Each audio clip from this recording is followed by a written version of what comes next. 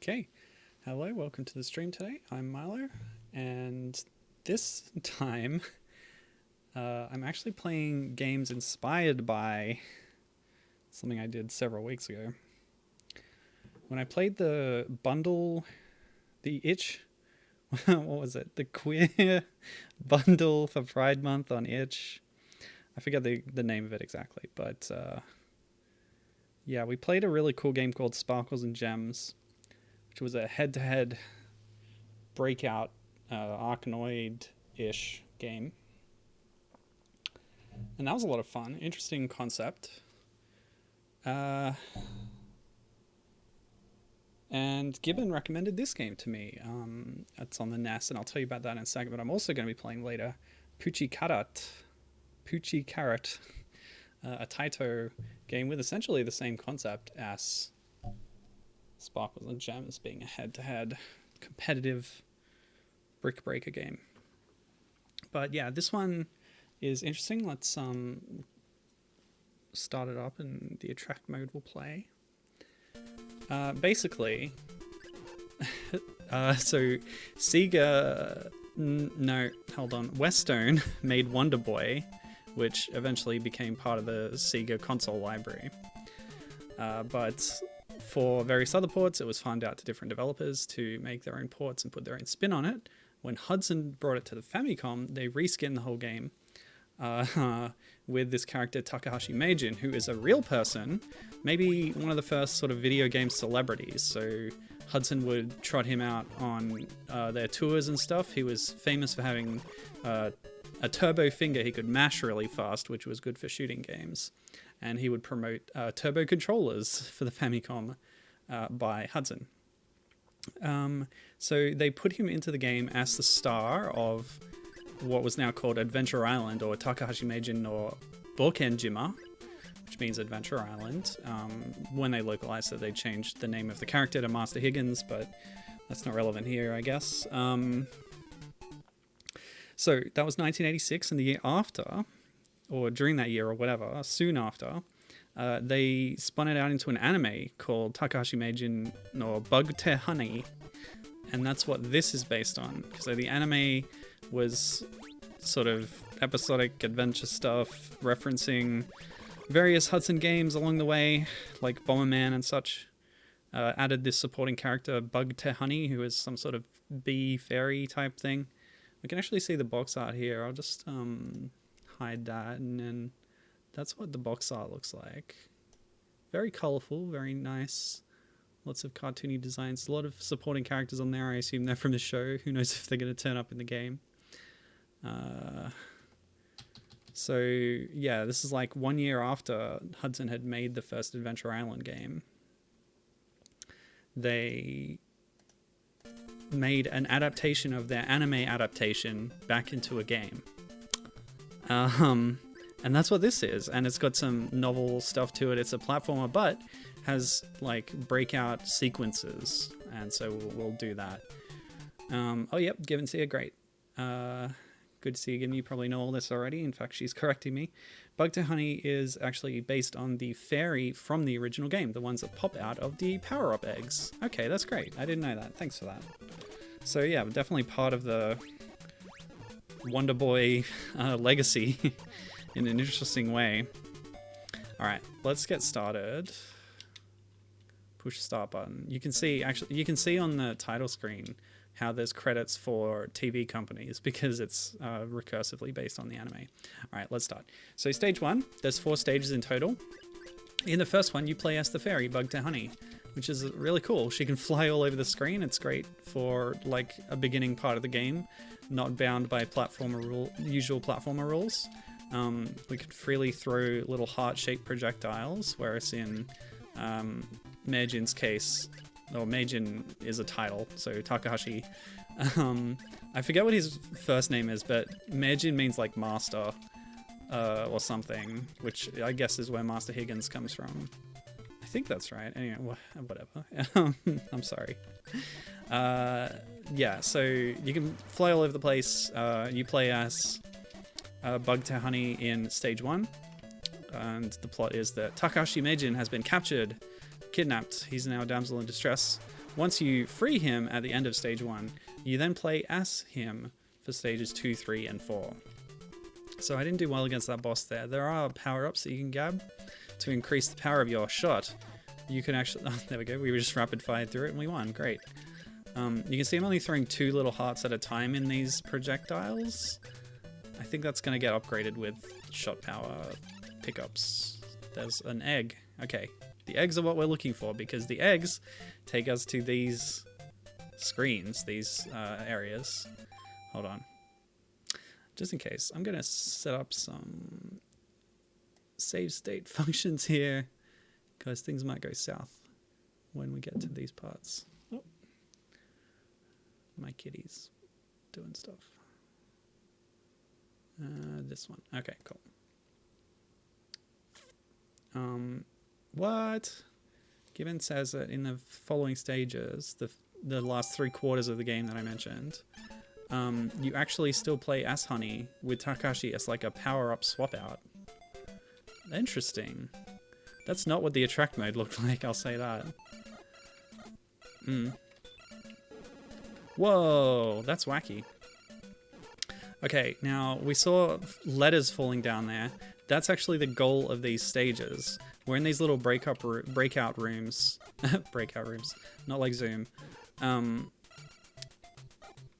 order to collect letters that make up a password that will allow us to complete the stage finally. So it's kind of an exploration game up until that point. I don't know what that little icon up there in the upper right is. But, oh, okay, we made it out. But we didn't actually grab any letter along the way. They kind of fell down. The idea is some of the letters are correct, and you have to get the right one. And if you get the wrong one, you get kicked out of the stage. But I didn't get any that time, I don't think. So let's grab that egg again. And we'll try and get the right one. Yeah. What I'm going to also do is pull up Strategy Wiki, because it tells you what the right ones are, and that might alleviate some problems. But, while that's loading. Yeah, that's interesting that you say that, given... Whoop, there's an I, there's a J. So you see I've just grabbed the J. It blew me up because it was the wrong letter. So I guess you get 2 chances, or whatever. There's also a neat feature of this particular port of the Breakout concept, where your paddle moves faster the further away it is from the ball. Oop. And yeah, you do get a chance to save on that top screen by having the bottom screen to fall back on. Other Breakout games do similar things, with the whole 2-screen thing. I cannot name any off the top of my head, unfortunately. I know Devilish on DS does, but that's because it has 2 screens, but it's also a very different structure. Something with 2 screens, I don't know, whatever. I'll leave that up to you. Anyway, yeah, it didn't look like that on the attract mode, given the way you describe it, because Takahashi was just running around as normal, as he would in the Adventure Island games, but we'll find out. I intend to play at least through stage 1 and get to that point, and then we'll see how the gameplay changes. So I'll just save my state here, pick up the... So I was not correct. Load state. Oop. J, I already tried, and that wasn't correct. R, also not correct. Everything's blowing me up. So the N must be the correct one. There it is. And by picking that up, we're fine. Which means we got the right one. What an awful mechanic. 3 of the 4 options will just kill you. And you have no way to know which one. Maybe there's hints later or something. Guess we'll find out. So there you go. You can finish the stage when you get a password. So there's 8 hidden eggs to find, and each one will take you to one of those stages, which fills part of your password up. There's 2 extra eggs on top of that, one of which shows you the current progress of your password, and the other one takes you to the Hell stage, which I hope to be able to show off as well, which is basically just like a difficult breakout thing that you need to get through. Okay, so that little Takahashi icon was a shot power-up, I believe. And if we get a couple of those, we should get more powerful. Basically, things are just hidden in random spots, so you just throw projectiles everywhere until you find them. It's very trial and error. So Gibbon's telling me that whenever we rescue Takahashi for subsequent stages... Are you kidding me? It's like magnetized onto these things. Wow, that was terrible. Yeah, she said that when you get the power-up for him, you play as him until you die or progress to the next level. That's interesting.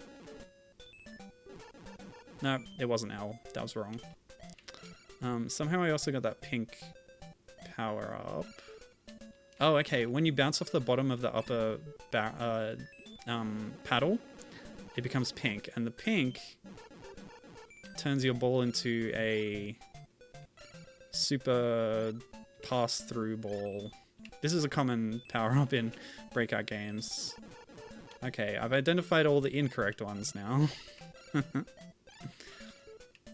Yeah, it's my favorite power-up in these kinds of games, is where the ball has that clearing power to just go straight through. It's great. I think A was wrong. C. No. Oh my gosh. Everything's going wrong. So we've got...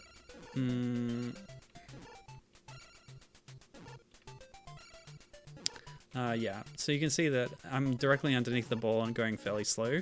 When it's further away, it'll go faster. It sort of jumps. I think that was the idea. I read that online. Oh. And so yeah, power-ups popping out of eggs is also another thing that has carried over from the Wonder Boy Adventure Island context over here. So yeah, this is like a spin-off, but it's still keeping a lot of those trends of the series. Oh, I've lost the U now. I think I probably am screwed out of getting the password at this point. Oh yeah, that power-up, if you press B, is it, or A? Yeah, A. Shoots out a little wave that can then physically bounce the ball. That's a cool thing. It's a good idea for a power-up. Yeah, I didn't do it. Alright, loading the state from the start. It's all good. Let's be more careful this time. L is not it.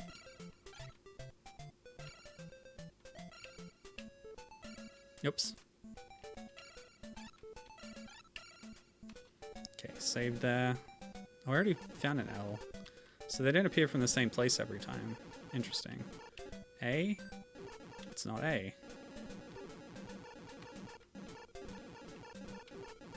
This is another kind of projectile which I haven't used yet. Press A and it shoots a lightning bolt that destroys all blocks in its path, like so. And that'll give us access to the C, which I believe I've already seen, and it wasn't that either. So it's not C, okay.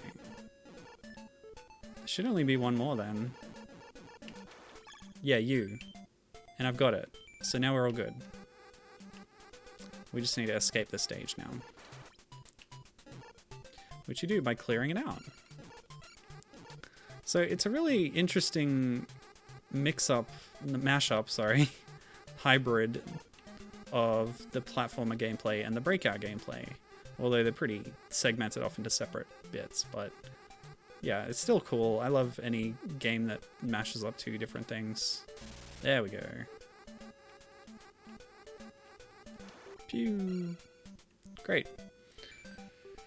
That's awesome.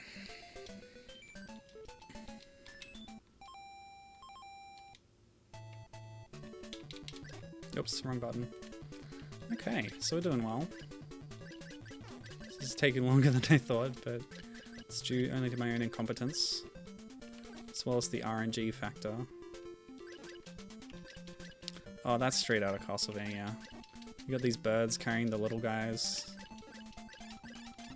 Flea Man. Ooh, the flashing egg. That's the one that tells you what your password is. So I can return to that egg at any time to get that update. And the password is not a saving password. Or it might be, I don't know. It's what you need to complete the stage. What the heck? Alright, I got 2 more lives left. Okay, well, I'm gonna try. I like these. The designs for the enemies are really fun. These are little cute skull helicopters. Oh, there's so many of them. Go away, please. There was a power-up over here, wasn't there? I guess it's gone now. There's one. So that's an egg. Have I got that one already? Oh my gosh. I got one inside that land and then further on, so I think I haven't done this one. Okay. Yeah, this is new.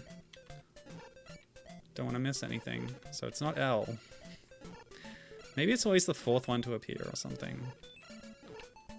That can't be the case. I'm sure I picked one up earlier than that was correct. Maybe you can piece it together from... If you find other letters, you can guess what it might be. But you don't know what order they're going to go in. D. It's not the D. Golly gee. It's not D.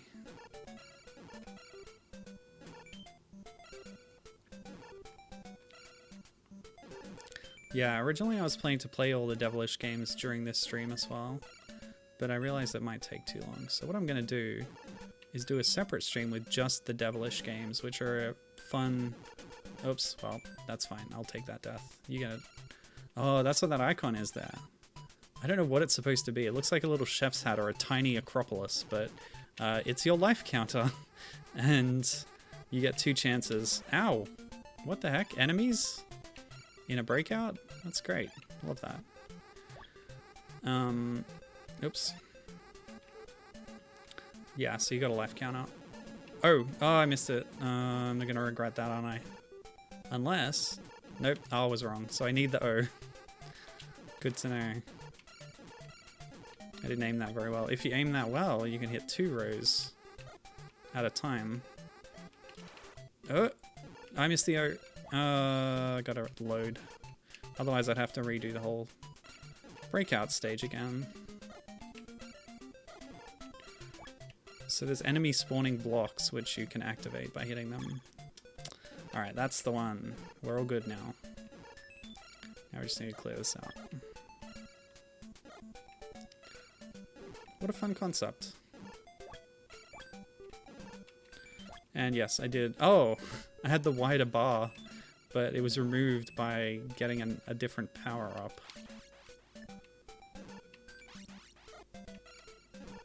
I don't know, that one's not that great.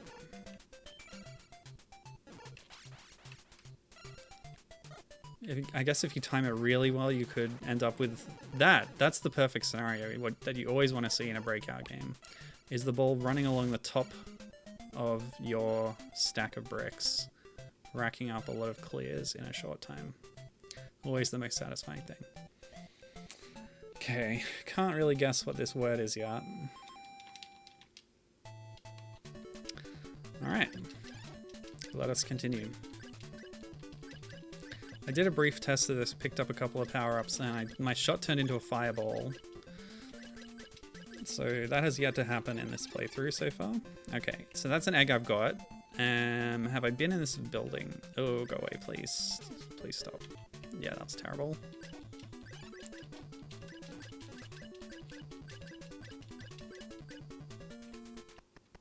You have to fly all the way to the ground, so you're standing on the ground before it will let you enter a building like that. So I've been in here and gotten this now. Okay. And what was in here? An identical area. Okay, well that confused me. So I haven't done this one yet. Let's go in here. So you've played through this, Gibbon, or just seen it being played?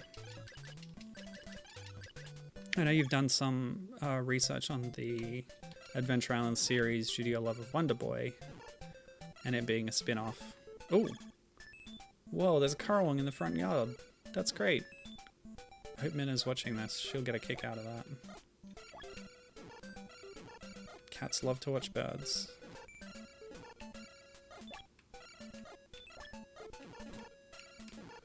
So I already got the letter from the lower part of the stage, which means I can just clear this out and avoid all the other letters. I happened upon it.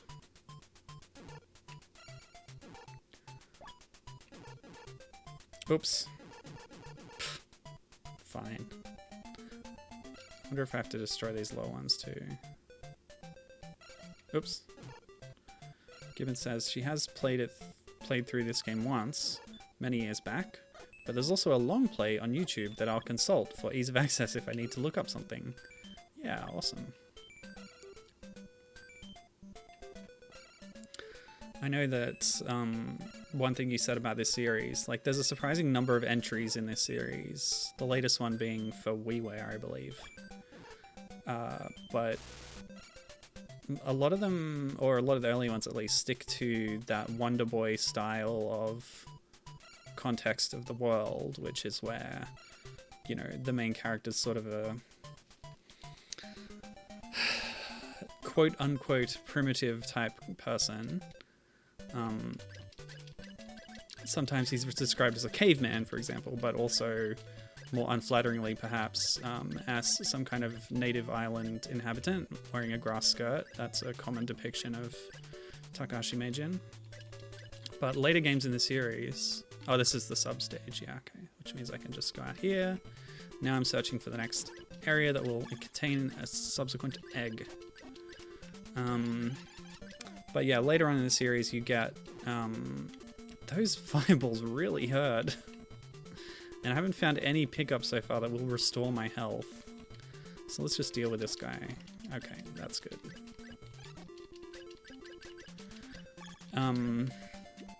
Yeah, later games in the series kind of evolve the setting in the same way that Wonder Boy did. So maybe some parallel evolution there, or not. Who knows if it's directly referencing that.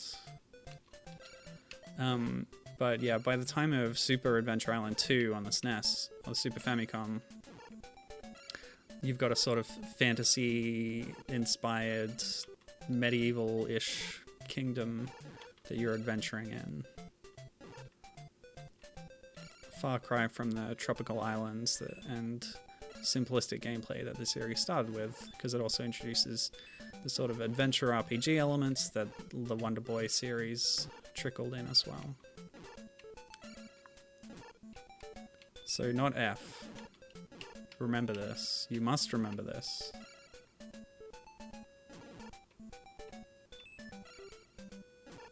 I like how the ball has that shadow, the drop shadow on the backdrop there. That's a cute touch. It doesn't... I don't think it really adds anything to the gameplay, but... okay, it's not the eye.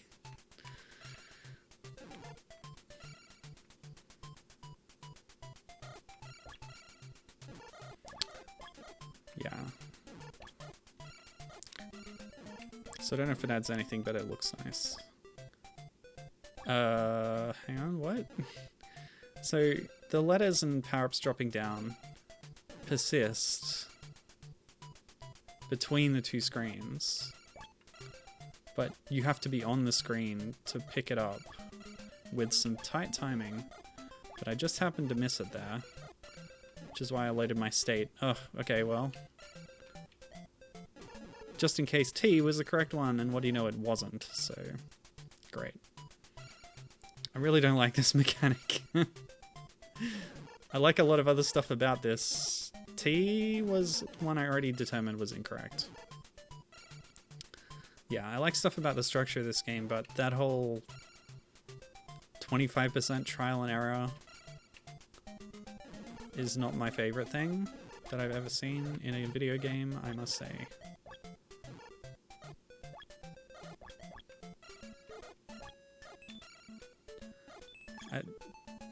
I haven't seen any dialogue yet that would be a kind of hint system. Whoa. Yes, Gibbon has graced me with an essay. This is awesome. Hold on a sec. This is so tense. I've run out of lives at this point, so okay. So Gibbon said, Yeah, like the Game Boy ones, the first few NES ones, the TurboGrafx, and the first SNES one are all semi-auto-scrolling caveman on skateboard ones. Though they do add lots of power-ups and animal buddies and stuff, but you start getting into the more Metroidvania formula in later NES entries, and the latter SNES entry adds the RPG elements and the more medieval fantasy setting. And yes, like the main Wonder Boy series, the baddies are revealed eventually to have been invading aliens. So yeah, very much part of that same lineage, to be sure. Ugh, where am I? Did I get this one already? Oh my gosh. I'm gonna use rewinds this time instead of save stating like a chump. Okay, this is a new one. I guess I respawned further on in the stage. I don't know. Oh, this is Hell. Great. I wanted to introduce Hell. So this is the idea. The ball, I guess, is moving faster than normal, but you just need to direct it out of the level. The level's already open. We don't need to break any blocks, but the Hell blocks actually take up a huge amount of screen real estate here. And the only challenge is to navigate around them, you know, usually by pure luck, in order to just escape. And I think that's a fun concept, but maybe a bit infuriating. But that's alright. I mean, you know,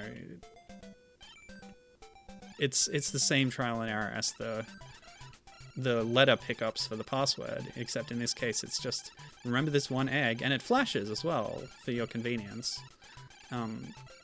And once you know where the Hell egg is, just avoid that egg. Don't pick it up again.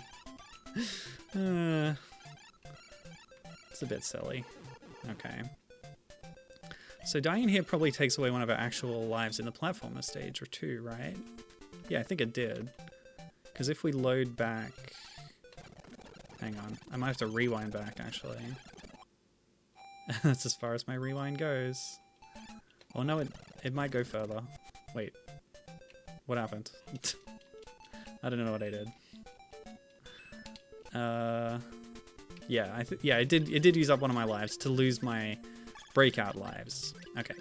So by getting enough pickups for power-ups, I now have the fireball throwing... Wait, this is Hell again? But it didn't flash that time. What the heck? Alright, anyway. Where's that power-up? I lost it by rewinding. Oh, that's a Tengu throwing leaves. That's like Japanese mythology references right there. Was it here? Oh no, now I've lost my fireballs. Hey, a health pickup. That's great. I thought they were a myth. I didn't know they existed. Go away. Well, so much for my health pickup. Okay, so this is like back at the start. Alright, so I know where I am now. I know how many eggs I've found. I definitely have that one already. This is taking longer than I thought. Okay, that's fine. Oh my gosh, birds. Birds are jerks. Okay, good. So that's the password remembrance egg. I don't think I've been in here.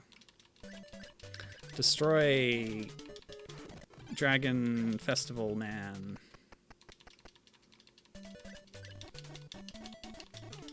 Happy Chinese New Year. Lunar New Year, I should say.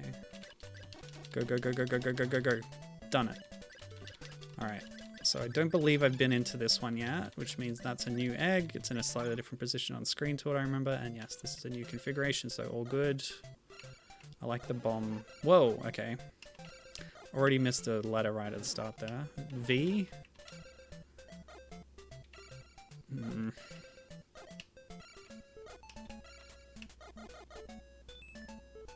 Okay. So yeah, some of the earlier stages, you... Oh gosh. Please let me get that V. I got it and it was wrong, so fine. Yeah, some of the early stages have just unbreakable bricks on the bottom as a little opener, and then the real action is on the top screen, but now we're getting to sections where there's two equal sections of blocks on the top and bottom screens. Yes, so Gibbon said that on PS2 and WiiWare, they basically just remade the first game again a couple times. I see. Sort of nostalgia bait kind of thing. They went back to the roots, undoing the evolution in the series that had happened up to that point. It's the same old story. Now, I think I might have lost the chance to grab a letter down the bottom there when the ball transitioned back up, which is another annoying thing about picking up these letters. Because if they appear down here, then you have to avoid moving the ball up to the top. Okay, J, oh, I missed that too. This, yeah, I don't like these mechanics. Full letter acquisition. Everything else about these sections is great. My goal is to beat one stage. One overall stage. I'm about halfway there, and it's half an hour into the stream. Oh boy. At a certain point, I figure this gameplay loop is going to repeat. Well, it already has a lot of times. Oh god. Why did I... Hang on a sec. It's not just that you have a certain number of lives in here. I think the life counter in here actually corresponds directly to the life counter on the outside too. That's rough. That's very rough. Whether you lose a life outside or inside, it still counts for both. J was wrong. J also still wrong. Okay. W, I missed it. Still wrong. What a mess.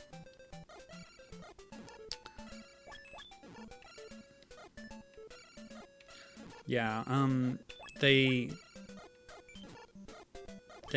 did like a direct mechanical sequel to the original Wonder Boy, as well as a remix or remake of it recently, but that was sort of without the involvement of the Wonder Boy creative team that were involved in other things like the Dragon's Trap and Monster World 4 remakes, and I believe in some capacity with Monster Boy and the Cursed Kingdom as well. Which is a similar thing, going back to the roots type thing. Oh, okay, so to get out we only need to break the block formation on the upper screen. And we have got our passcode letter, so that's good. Huh. Oni? Wani? Maybe it'll make sense when it's all put together. Let's hope. Oh, that's true. As Gibbon says. Oh, well, actually, okay, so Gibbon said earlier, the PS2 one was a Hudson Selections release that had a quote-unquote modern version of the game, similar to the Sega collections where we got the Congo Bongo remake. Yeah, which is a common thing. Namco does this occasionally too. Other companies. Sort of budget remakes and stuff.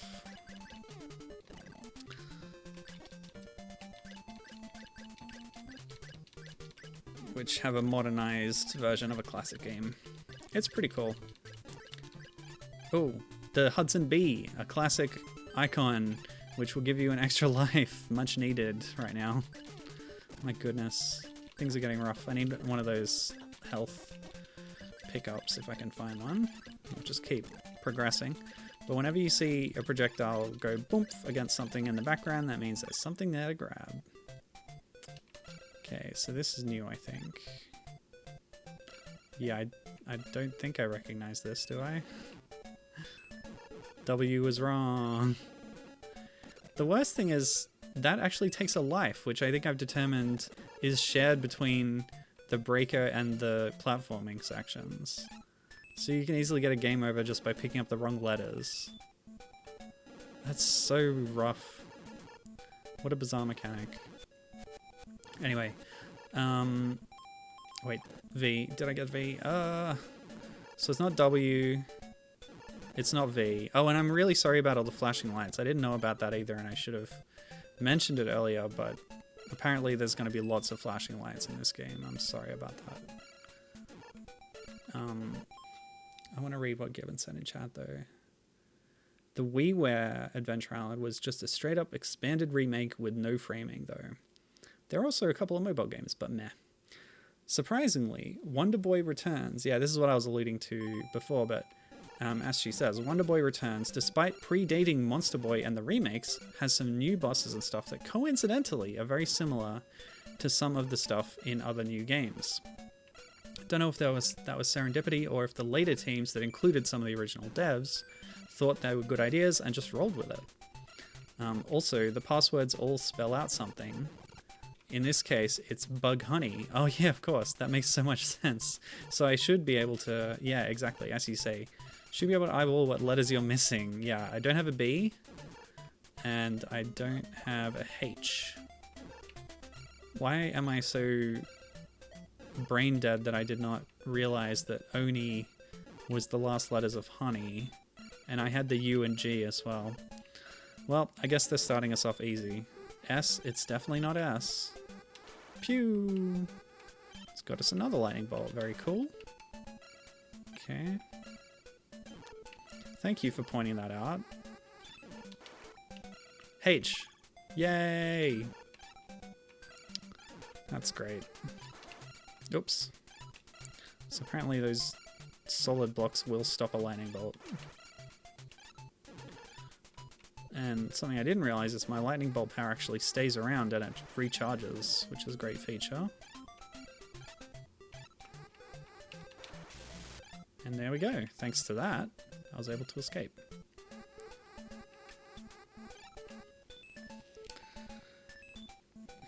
Now, if I was a guessing person, I would say that would be Hugh Oni, the famous industrialist. So I'm looking for another H. Just kidding, we've figured out what it is now. Thanks to Gibbon.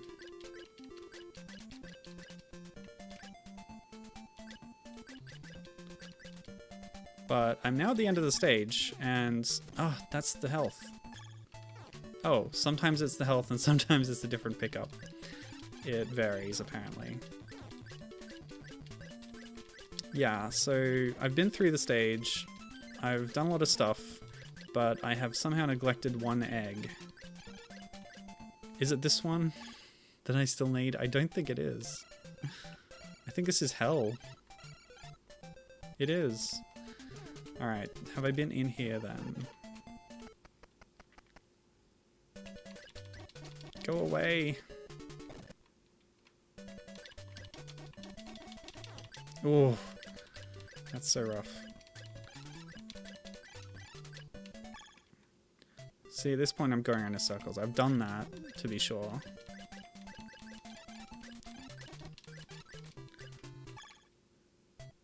I may have done this one. I'm pretty sure I have. Oops. Yeah, I've done this one. So, where do I need to go to get the 8th egg? There's literally no way to know. Huh. If that life respawns, which it doesn't, okay, never mind. I was going to say, pretty merciful to give you an extra life in the same spot every time. But that's not the case. So that's going to be the exit, I'm sure. Once I get my full password. I don't think there's even a boss in the first stage, though.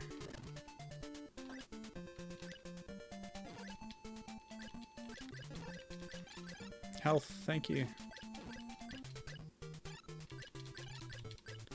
So that's the check password one.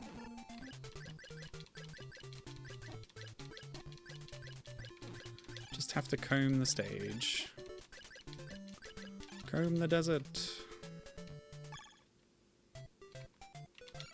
We ain't found nothing. Have I done this one? Yeah, because I got the U just now and it said that's correct, but yeah, that means I already have it. Okay. Still no fireballs. I want those dang fireballs. Dang it. Oh, nothing? Empty? Huh, is this new?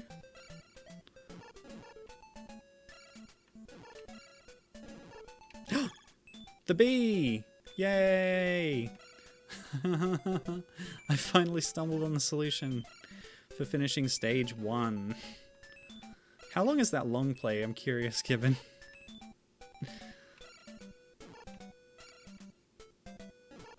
I'm gonna predict that it's less than 40 minutes, which is just embarrassing that I've got through a quarter of the game in that time. See, why did the ball speed up just then? I have no idea.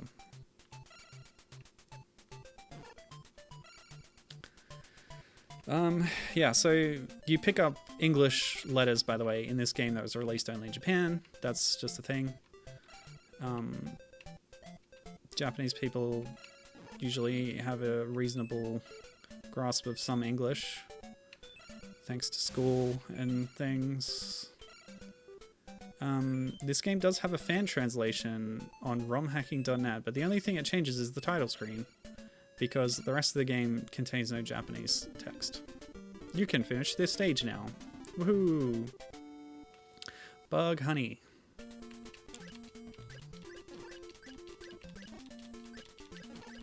That's me. Ooh, the star. Okay. I haven't seen it before, but I've picked it up before, which gives us this brief invincibility. Do we have fireball? Are you kidding me? I've gotten so many of those at this point. I don't know. Maybe going out of a breakout stage resets the power of your shot or something. Okay, long play is 1 hour and 13 minutes, and the vast majority of it is the breakout stages. Okay, here we go. We've rescued Takahashi Meijin with love hearts. Is there a romance between Takahashi and Bugtte Honey? Because, like, what happened to Tina or whatever? What was Tina's name in Adventure Island? Anyway, for Meijin stages, you have unique enemies hopping around. You can see them. But the mechanics are similar. You still have to reveal the hidden eggs, go to the Arkanoid stages. But yeah, given... you said before that Takahashi acts as like a power-up and you're still playing as Bugtte Honey, but like, I just died as Takahashi, and I came back as Takahashi.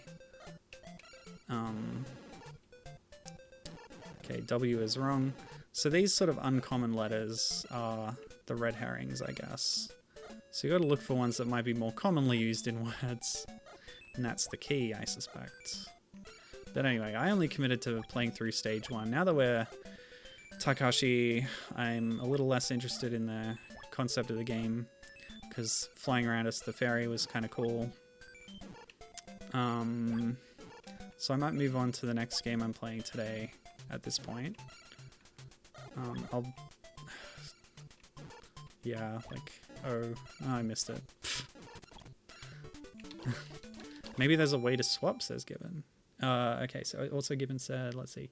Yes, in the show there are a couple. Okay, that's great. I haven't watched the show. I should have maybe done my research, but that's good to know. And Gibbon admitting, okay, I obviously remembered that wrong. Well, maybe there's a way to swap.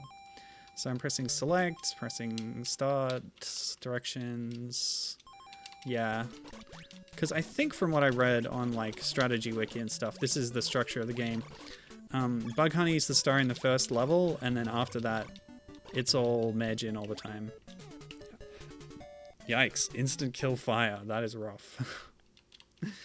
But yeah, it could be that there's some kind of pickup that you get that swaps between them. I don't know. But yeah, there's unique power-ups for the two characters, unique environments here and enemies. So it's like a whole new game once you get out of stage 1, which is kind of interesting.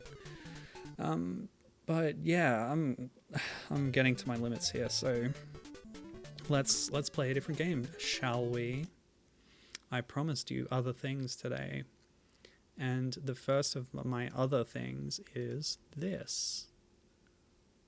Yeah, let's load it up in Same Boy first, which is a neat little emulator that has support for the Super Game Boy borders, and as opposed to a lot of Game Boy emulators that pretend to be Game Boy Advances or Game Boy Colors and thus render it in full color. This one has that sort of partial color that you might get on Super Game Boy. So that's nice. It's good to have those features supported. So we got the nice background as well, showing you the Gemstones Kingdom of Puchi Carat. So this started as a Taito game in 1997. Got a PlayStation port, and then a few years after that, a Game Boy Color port. The PlayStation one had a few new features and modes. Game Boy Color version kept a lot of that, except for a new original mode, which was a sort of different single-player experience. But the main hook of this is the head-on-head gameplay in a Breakout style setting, which I've alluded to already. So just to show you how it looks when you're on the monochrome version of the Game Boy, usually this is a very bright, colorful game with lots of different colored gems to destroy in the main gameplay mode. But when you're on Game Boy, of course, there's no colors. So what they do is they have different shapes instead, which is nice. And this is what it would look like if you were playing on a monochrome system or on the Super Game Boy. So that's cool. But what I really want to do is actually play the full color version. It's just that this cart supported both, which is nice. Hold on. I have to actually pick a different emulator to do this, I believe. How do I do that? Let me just do this. Why is it defaulting to this? Game audio is a bit loud. Yeah, sorry. Sorry about that. What? Given looked up some more about the Takahashi Meijin Bugtte Honey show, and apparently Honey was the main character and had to frequently rescue Takahashi from kidnappings. Tina is not present. Wow. That's wild. Okay, so just rebooted, loading it up in Gambatte emulator instead, getting a better window scale, which I forgot to check if the scaling is good, scale filtering, point, I think. Point for pixel art should be right for filtering. Alright, how's that audio? That was looking better. Sorry about that. Anyway, Puchi Carat. Oh, with the lovely Trans Pride colors on the logo there. You love to see it. So this is 1999 on the Game Boy Color. Taito is like the rights holder, their name's all over it, but actual developer, at least for the arcade version, was ITL, who had previously done another Arkanoid game, Arkanoid Returns, and Arkanoid, of course, was Taito's property. So this is them iterating on their own concept and making it more of a story-based thing with characters, different setting. ITL is also responsible for the recent Kunio-kun ports on console, which is nice. Alright, so here's the tricky part. I haven't quite decided yet who I'm going to play as. So there's a lot of different modes, but we'll just do a bit of story mode. Maybe go through the whole thing at this time. But there's a lot of characters to choose from. Garnet is your typical, like, protag-kun, shonen boy, like 14 years old or whatever. Fist is a slightly younger girl. She's the shy one.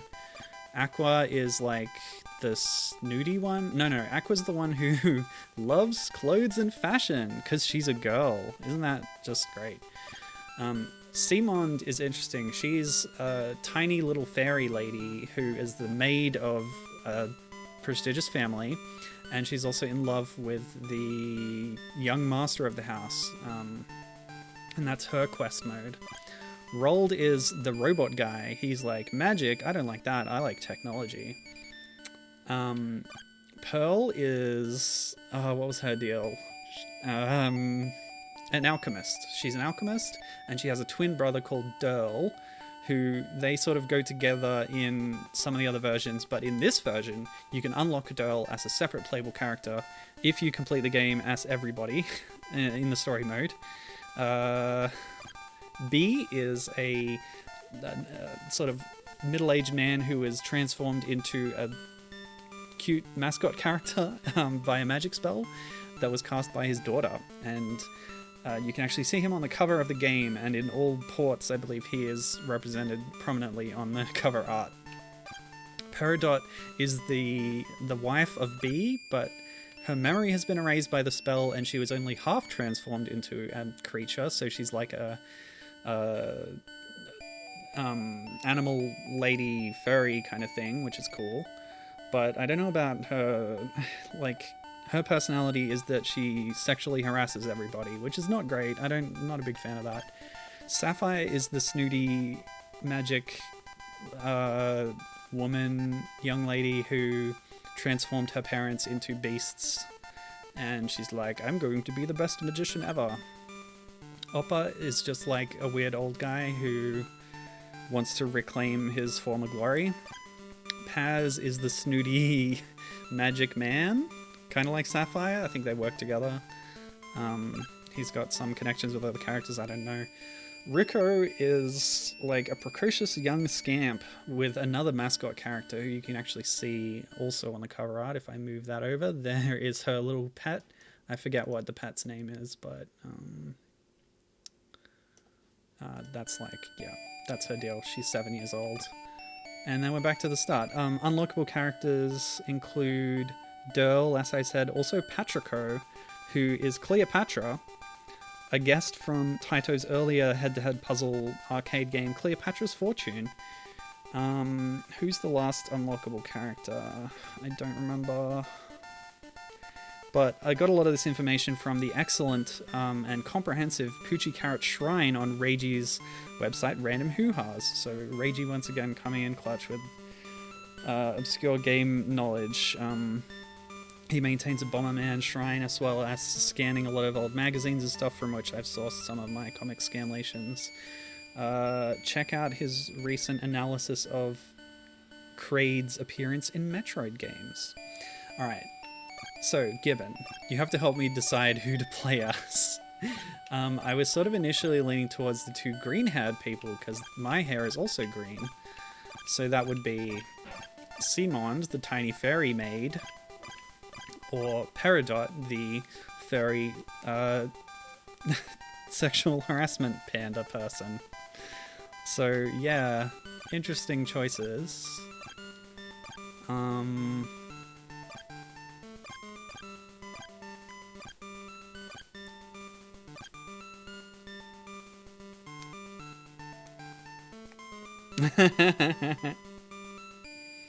Apparently I've completely overwhelmed Gibbon with the rapid-fire character barrage. Indeed, I'm sorry about that. So I think they might have... This is I believe the European release on Game Boy Color. And they might have toned down some things compared to the original release. So let's see how Peridot goes.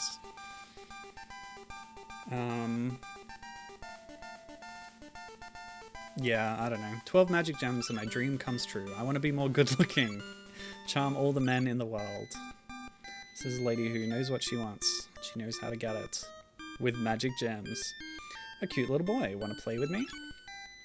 What do you want? Just leave me alone. Oh, all the characters also have different special powers, which was indicated on that selection screen. I'm not sure how that works yet, but... Wrong attitude, kid. Boys like you should be scrubbing my floor. Scrub your floor? What are you saying? I don't find that funny. Okay, that's fine. Alright, so here we are. I gotta say, I actually kind of like the shapes that were on the Game Boy monochrome version. They add a lot of distinctiveness. I reckon that the Game Boy Color version should have had shapes and colors to distinguish the gems. But what do I know? Alright, you stay here. Clean my bathroom, I want it spotless.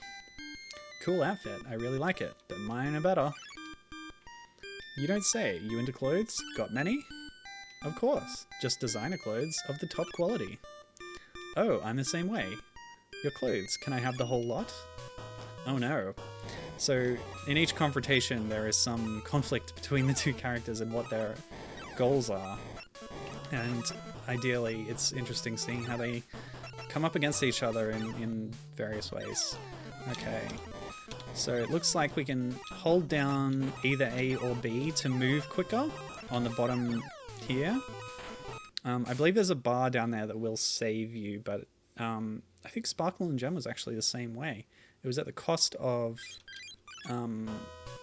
pushing your stack down faster, which is cool. But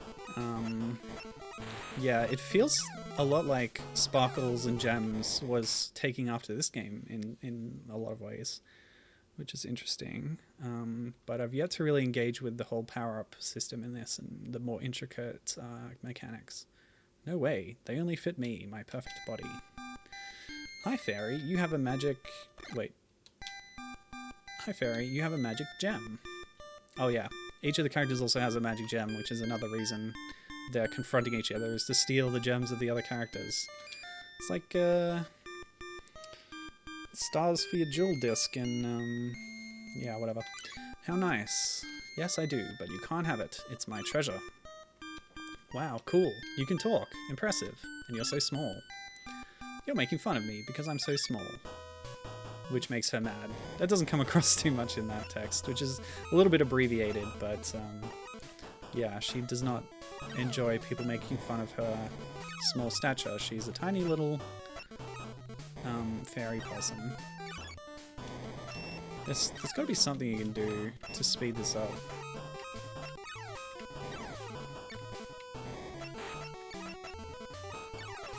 Let me just check something. Drop down there. What happens? I think that forces more gems to come out straight away. So you can do it deliberately if you want to stack up your layers there, so you can get more combos or whatever. But yeah, I'm not sure how combos work. Things are sort of piling up in my top HUD. Yeah, I failed. That's too bad. I don't know how many continues I have either. But I better start making save states, I think. Instead of relying on continues, which may run out. So yeah, the Game Boy Color, which is a port of the original... Well, it's sort of a port of the PlayStation version, which added new features, which itself is a port from the arcade. Unique to the Game Boy Color version are those two extra characters that I mentioned. And what I'm going to do is actually just look up what the other one is real quick. It won't be a second. I would hate to get this far and not explain the unique features of the Game Boy Color port.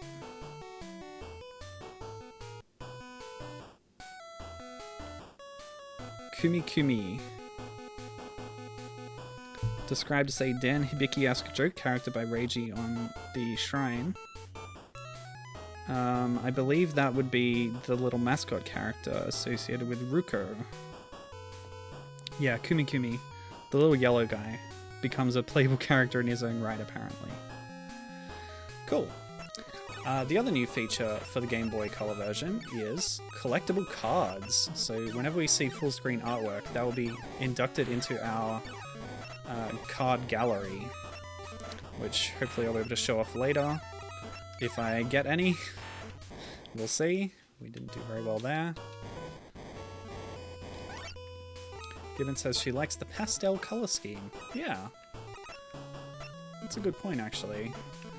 It's not like a super vibrant implementation of the Game Boy Color. That might just be the simulator, but yeah, it does look nice. The slightly softer colors.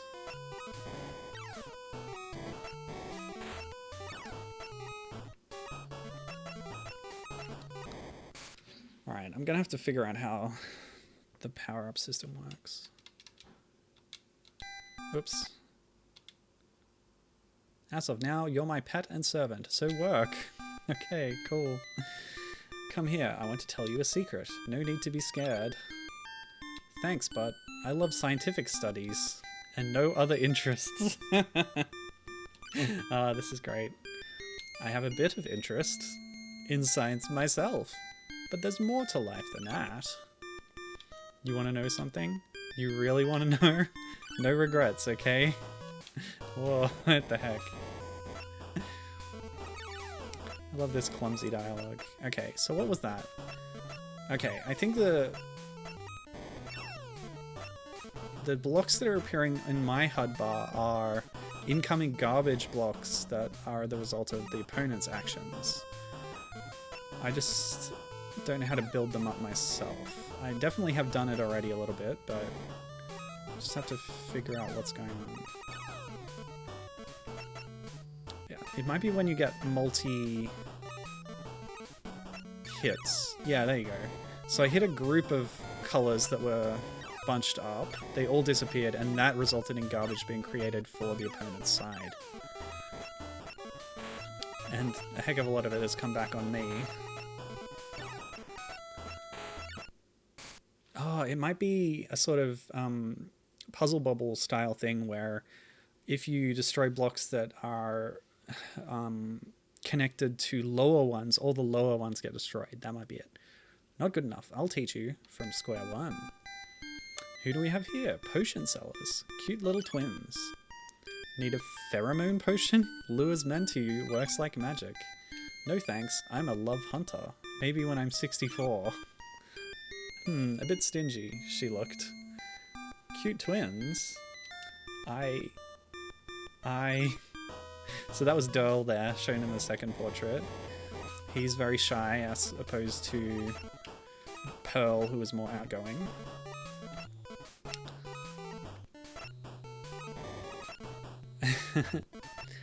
So Gibbon also says about this, I love how this just goes all in on to just being this sort of game, lol. The Puyo games with story are like this as well. Okay. Yeah, I can't say I've played any story in a Puyo game. Well, the older ones at least, she says.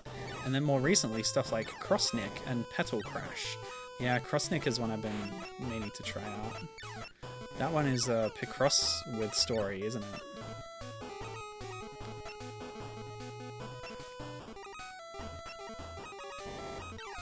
Oh, I'm getting rorted here. Yep, I'm down. You lose. Oh, and that's all my continues gone. At which point I can get on the high score table. Oops, I didn't make a save state. Let's rewind instead. And then save state here. Okay, all good. Silly me.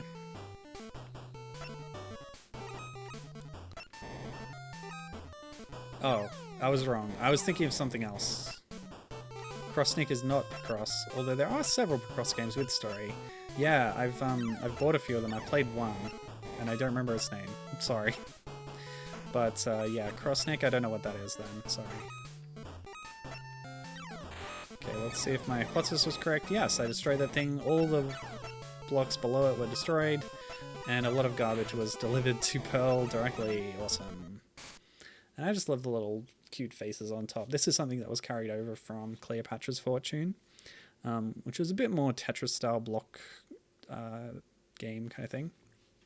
But turning it into this format is what Taito brought forward into this one. Took you single-handed. You're no match for me. Cute little thing, and so small. What are you doing alone? Don't scare me like that. Almost stopped my heart. And I'm not small. Really? You've got a cute pet. Can I have it? No way, my Kumi-Kumi? You got no decency. Yeah, it feels like the maybe lewd aspects of this character were toned down a little bit in this version. There is unique story dialogue in the different versions, despite the other similarities. So they did like rewrite the character dialogue, which is cool. It gives extra added value for the different versions. Oh, that was good. I fluked into knocking out that entire chunk of garbage, which has given me a bunch of garbage to throw at Ruko. Her name is spelled R-Q-U-O, but it's pronounced Ruko. Ruko. Okay. Well now, time to go home. My little one. My little one. Okay, she was talking to Rico there. They're a bit awkwardly phrased sometimes. Ooh, a muscle man. Hold me in your arms. By Jove, what a nice figure. Absolutely, I'll hold you anytime. You're so manly, and your fabulous magic gem. Give it to me, honey. Aha, you want the gem? Approached me for the gem, eh? I'll give you a lesson. Rightio. Too bad that had to come between them. Yeah, so there's this whole like family history with Bee and Peridot and Sapphire. Sapphire transformed her parents sort of by accident, but she doesn't mind that she did it. She's kind of a baddie. Bee retains his memories of his family, but nothing of his original body, and he can't get anyone to like believe him or anything. He's just traveling around trying to reverse his curse. Whereas Peridot doesn't even know she's been cursed. She just knows that she has needs that must be met, shall we say. And so it's a tragic situation for Bee. And let's see, Peridot, Sapphire. I think Fist is the little sister of Sapphire as well. Yeah, I don't know. It's a whole thing. So that plays into their character stories of what their goals are for what they're going to do with the magic gems. And then everyone has a little ending where they get what they want, and it's nice. But sometimes what you want is not what you need because, well, spoiler alert, when Sapphire wins, she gets all the magical power she ever dreamed of, but it's too much, she can't control it, and she explodes or something, I think. A tragic end. Thought you'd be stronger. Go to a gym and work out. Okay, so this is a meeting between mother and daughter, although not all parties are privy to that information due to magic-induced amnesia. Hello there, have we met before? Maybe not. What? I'm Fist. Don't you remember? Oh, we met? Must have long ago. Sorry, could be my mistake. You look so much like her. Oh yeah, she has changed appearance slightly from her mother. She's actually reversed in age by about 30 years, according to information sourced from Reiji's Shrine, which is sourced from manuals, etc. So yeah, Fist isn't even sure that Peridot is her mother, but she is. Don't worry. Okay, so this is cool. Maybe, so on the character select screen there was the little icons of sort of gem patterns. Maybe that determines where the garbage gets dropped when it builds up. Because otherwise I'm not sure what abilities I have that I can do, which might be a failing on my part. In fact, you know what I'm going to do? I'm going to go read the manual, which is hosted conveniently on Reiji's Shrine. So you just go to the game page and you scroll down, and he's got scans of the English manuals right there. Isn't that convenient? So now that that's downloaded, I can just click this button, and click this button, and click this button, and then click... where'd it go? There. It's a zip. I'm unzipping it. Here we go. Let's go. Okay, checking the manual, which I probably should have done earlier, but I spent too long reading character biographies.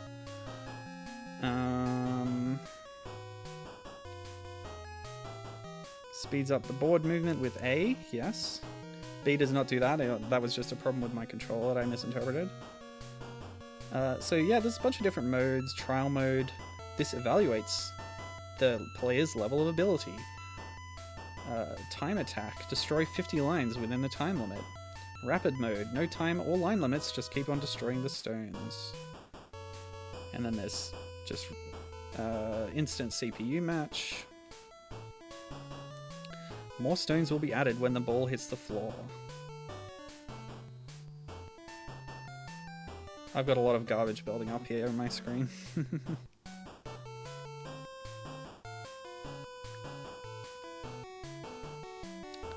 Yep.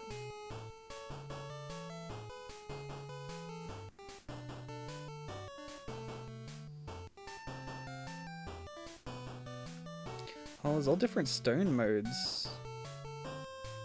Or stone types, rather.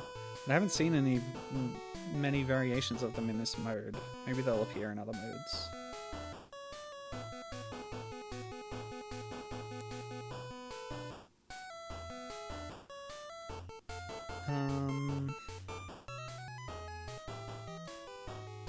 Yeah, judging by this manual, I've grasped most of the mechanics already.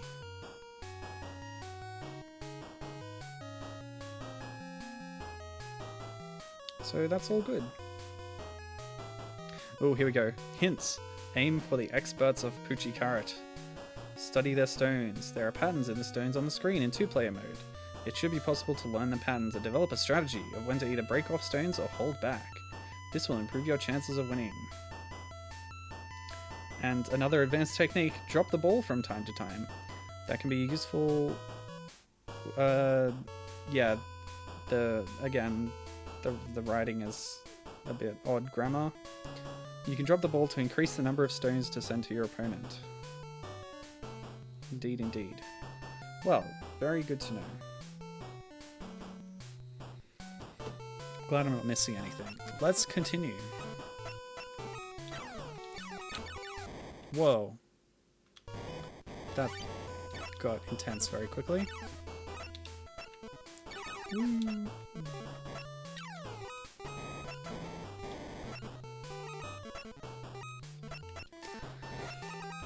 Well, I've probably talked about this on stream before, but my favorite Breakout variant is actually a mobile game that Taito put out recently. So again, Taito iterating on their own Arkanoid game. And this was Arkanoid versus Space Invaders, which took, of course, Space Invaders, their popular shooter series, mashing it up with Arkanoid, as well as including a bunch of guest characters from other Taito games, even some Square Enix games such as Lufia. Lufia's first appearance in many years. It was just, yeah, a really cool concept. You basically control the paddle with your finger on this touchscreen, and it's also like an action combat game because Space Invaders are up above and shooting at you, and instead of reflecting a ball, you reflect their shots, although you can create a ball that you then knock around. And yeah, it's like combining the brick breaking and the space invadering, and it's just, it works so well together. It's really good. Anyway, I'm taking that gem. I won't forget. You look so soft. I want to cuddle you. Must feel nice. Bibin, baby booby boy. You're not Ribbon, are you? Come to your senses. See, he knows, but she doesn't know. Can't you talk human? I can't understand you. Not a word. Bubby bubby boo boo boo boo boo. Likewise. Poor B. That's the other part of his character, of course. He can't talk because he's too creatureified. He thinks like a human, but his mouth cannot make the words. Poor B.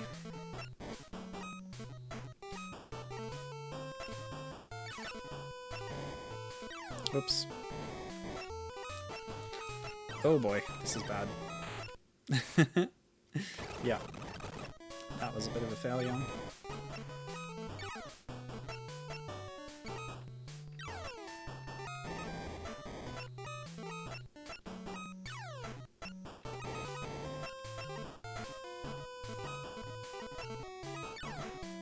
Alright. Oh, whoa! Heck! I'm gonna get so rorted right now. They're coming thick and fast, oh boy. But I can destroy a bunch of them like so. Reversing. What a reversal. Oh, come on. Yes! That was it. Very good. Nothing impressive. From today, you're my cushion. Here we go. Let's see here. What have we met? Where have we met before? I should remember you. What are you babbling about? I don't know you. Oh, she's fooling. She's fooling me. Also, there should be one more B in babbling, but never mind. That's not nice. I don't like you. You turn me off. Get out of my sight. But that magic gem that you leave with me. Oh, sorry. But that magic gem, that you leave with me. See, it works. Some of it's a little bit awkwardly phrased, though.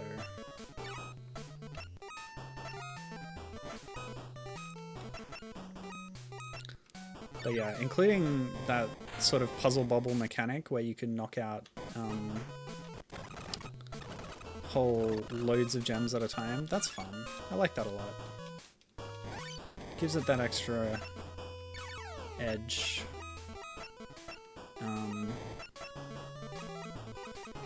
And this whole gameplay format I prefer to the sort of block falling games that are usually in this kind of genre with this sort of head-to-head kind of thing. Your Puyos, your Tetris Attack, or should I say Yoshi's Panapon, of course, as I prefer to call it.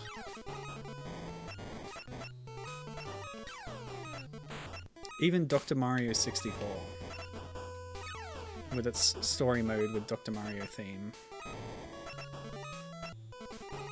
Well, Dr. Mario gameplay. The theme is actually Wario Land 3, of all things, in Dr. Mario 64. Oh, not good, not good. This one's tough, and I'm out of continues too.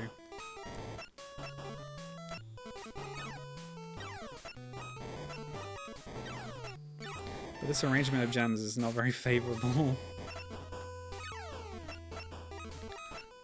It's like you break through the line and then you hit the multicolored gems beneath to try and remove a whole line. But that requires a bit of precision I'm just apparently not up to right now.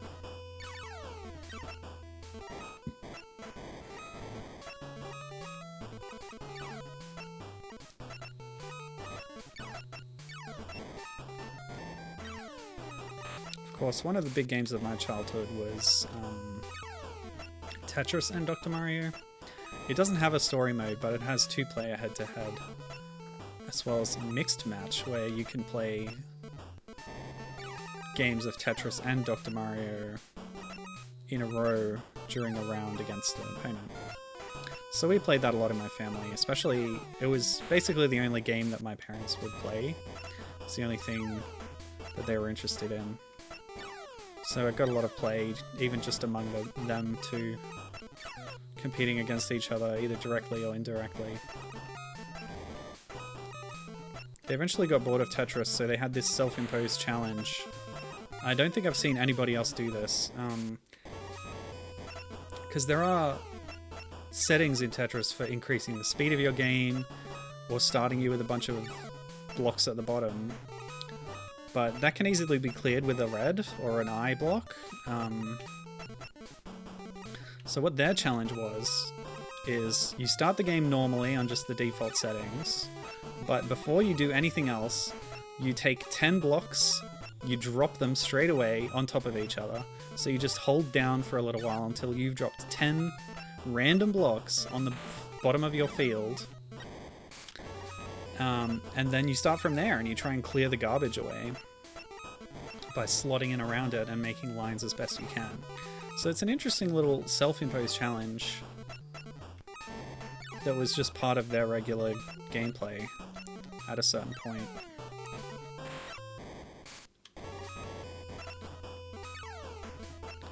And like I said, I haven't seen anyone else do this.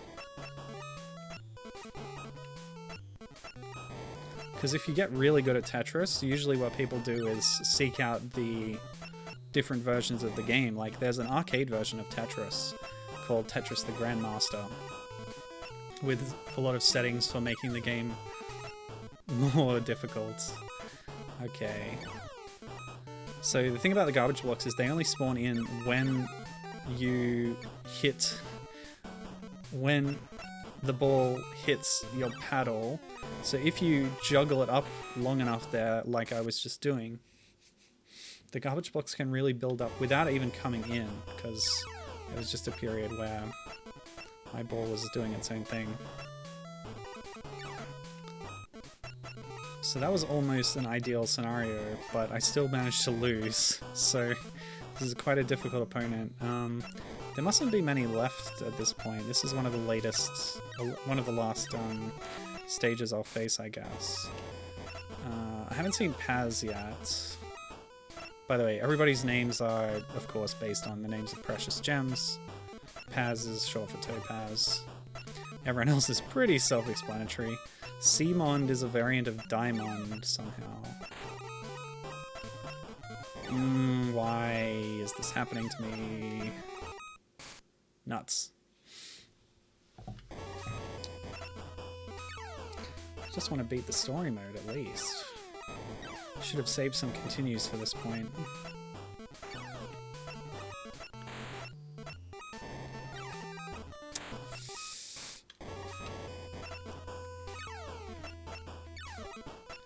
So the ball hitting the baseboard will advance the gems down, but also it does over time as well. But much like the garbage blocks, it might only happen when it hits your paddle. Nope, it happens all the time anyway. Oops. Yeah, the worst thing about the garbage blocks then is that they can fill in sort of gaps where you might have been knocking out in order to do a big clear. Ugh. Why were there so many advancements in one go?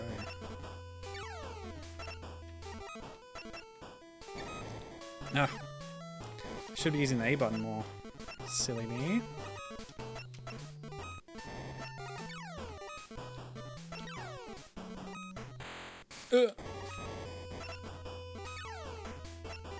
So yeah, if you've ever heard of anybody doing the Milo's parents method of Tetris challenge, I'd like to hear about it. Because, like, they don't know anything about T-spinning or anything. I don't even know if T-spinning is supported in the Super Nintendo version of Tetris. But they could do this. They could do the 10-block challenge.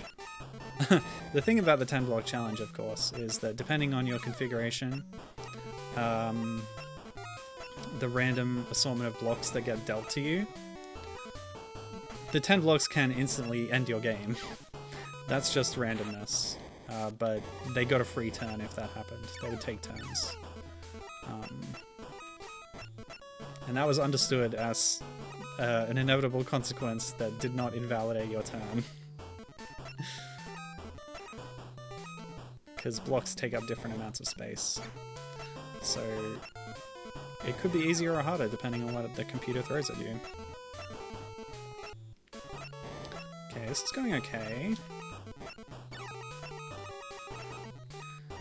The thing I struggle with in this kind of game is being intentional about the kind of shots you do, and this has happened to me in pinball as well. Most of the time I'm just barely struggling to survive, and happening upon favourable plays.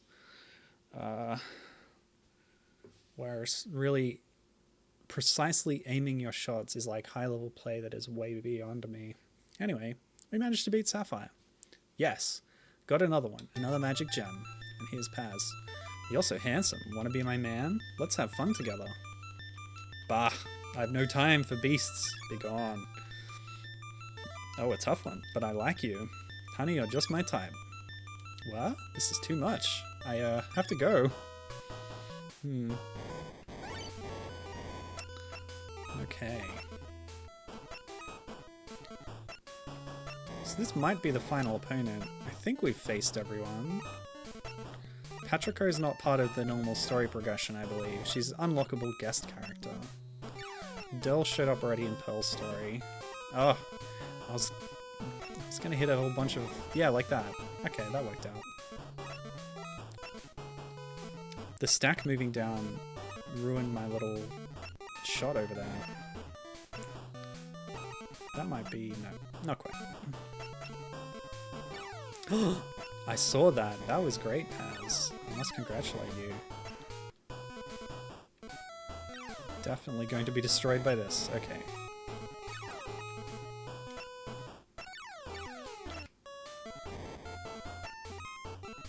Oh, if I can hit that top block, I'll be sweet. I'll be laughing. Ugh! Let's try it. Let's try a cold shot. I'm gonna hit that top block up there. See that one? With my precision aim. Never mind. Didn't work out. Oh!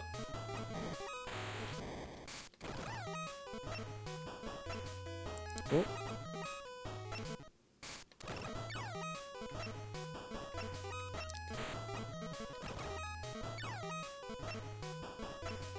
Sorry about the rewinds. Paz, you jerk. Let's start again.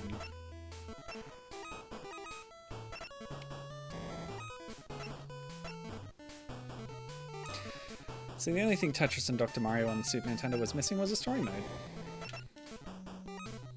I don't know if Tetris has ever really had story modes until Puyo Puyo Tetris, where it was, of course, combined with Puyo Puyo.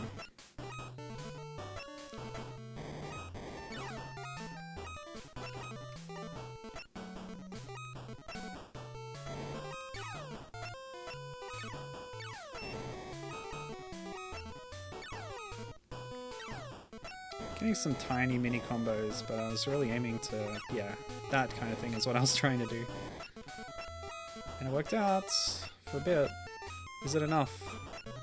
Take that, Paz. Oh, he's fighting back. And I wasn't watching my own screen. Okay, if I hit that yellow, I'll get rid of all that garbage. Oh no, that was so close.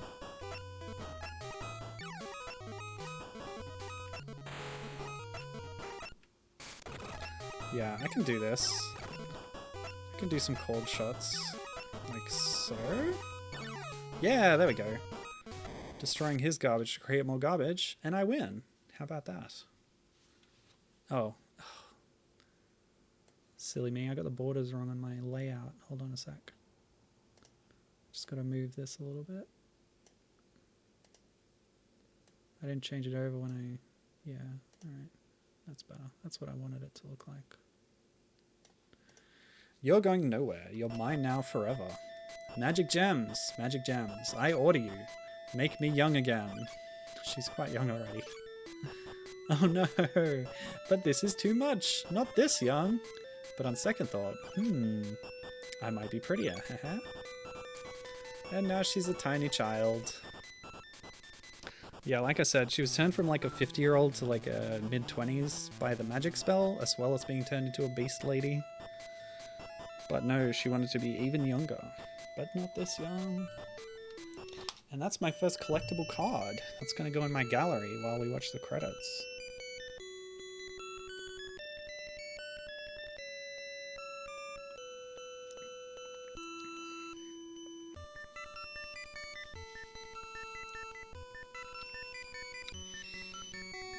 All right.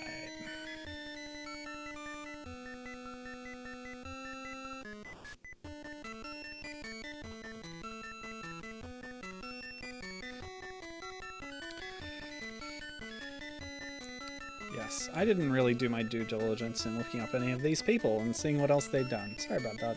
I do know Zuntata is the Taito house band, or, you know, composer stable, who did a lot of music for their games, well known. Yep. But again, like a lot of these people are using code names anyway, so maybe their identities are a little bit obscured these days. That can be the case in these old games.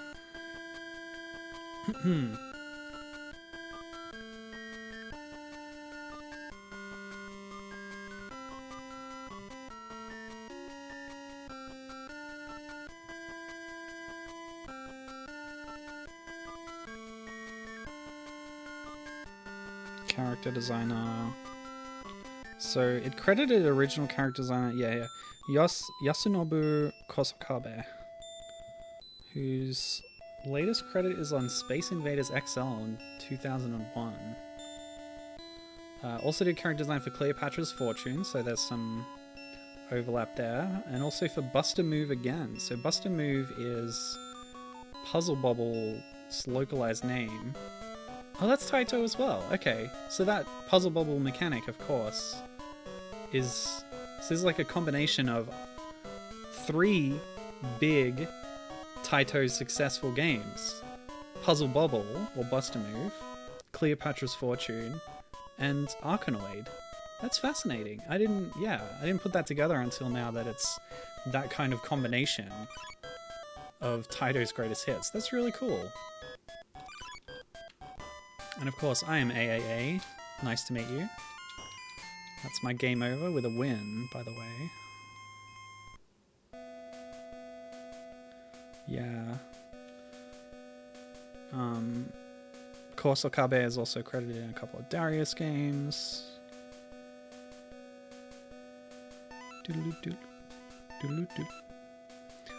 The director of the... what is this? The arcade credits? Oh no, this is his Game Boy Color. Yeah. Nana Papa, not otherwise known. Whereas we know that Michiaki, the programmer, is Michiaki Kaneko.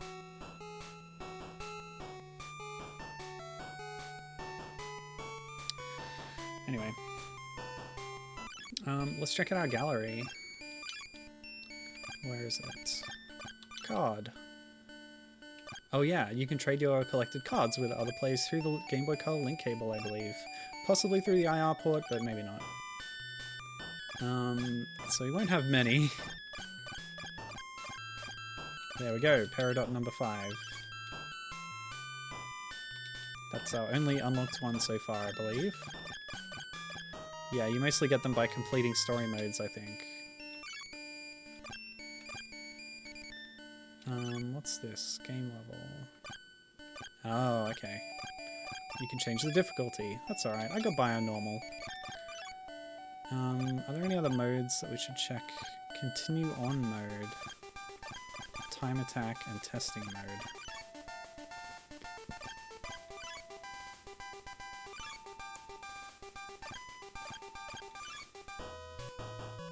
Oh, cute.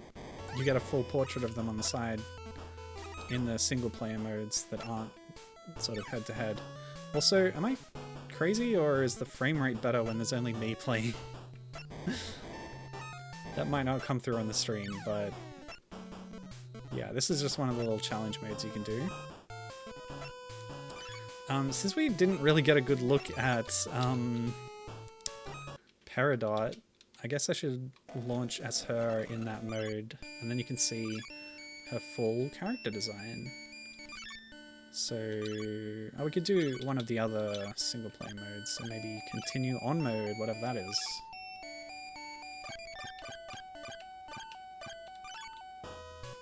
There you go. Little wiggly sprite over there on the side. We saw only part of that, the top head part, during the 2-player modes, or the, you know, the versus computer modes. But she's got a little dance.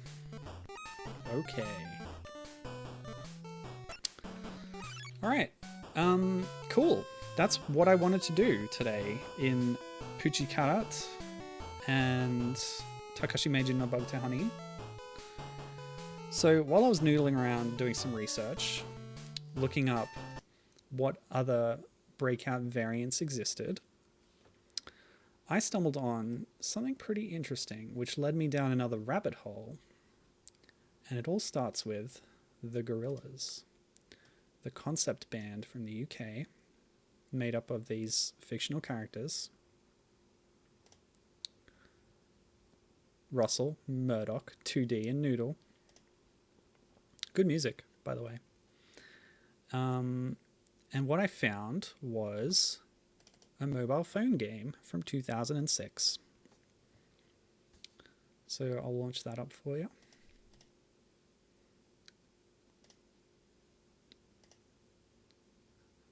When I was investigating this, there was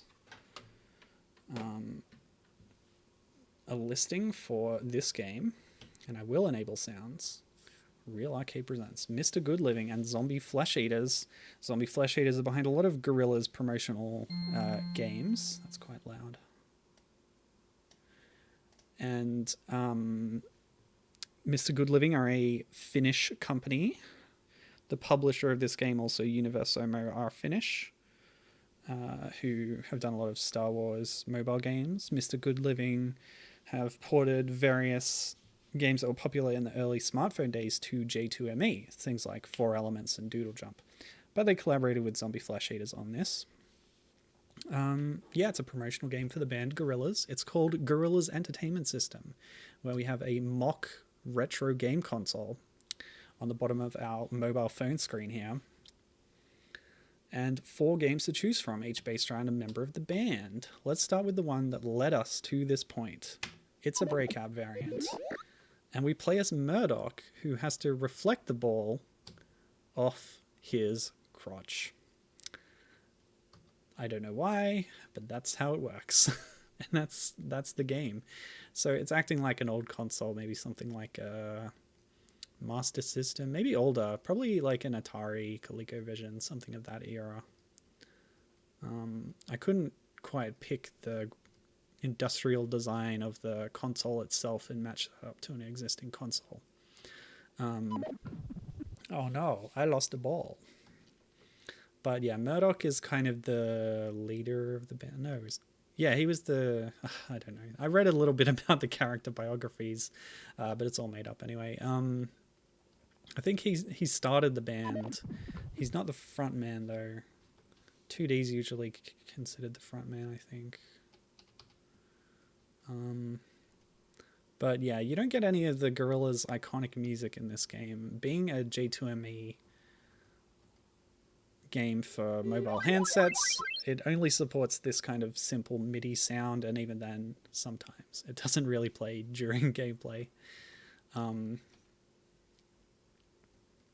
But the existence of this game led me to discover a lot of interesting Gorillaz-based games that were put out just to promote the band. They've always been doing this whole multimedia thing, being the fact that they're in a virtual band, of course, is the first step of that. Is like they don't really exist. They're characters that were created by this character designer.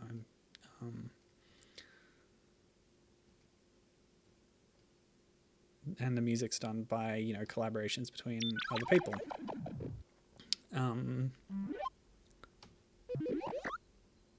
Okay, so it's put me back on level 1. Well, I demonstrated the fact that this exists, and it's kind of bizarre and silly.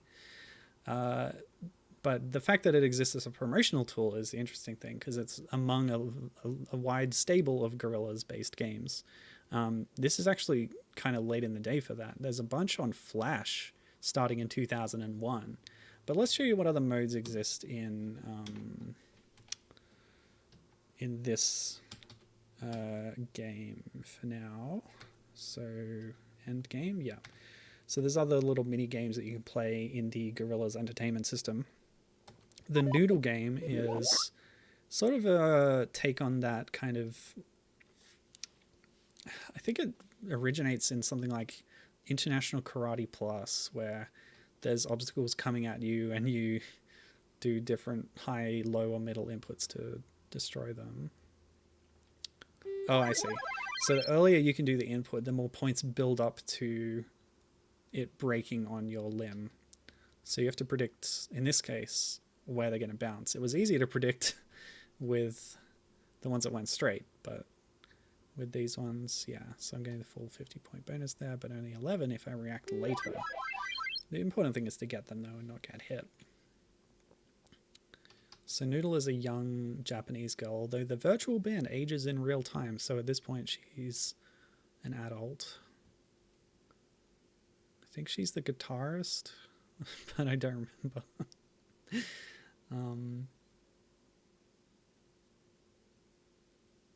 I don't remember Murdoch's backstory. I think he might have sold his soul to the devil for music powers, like the folktale about the blues guy. I can't remember his name either.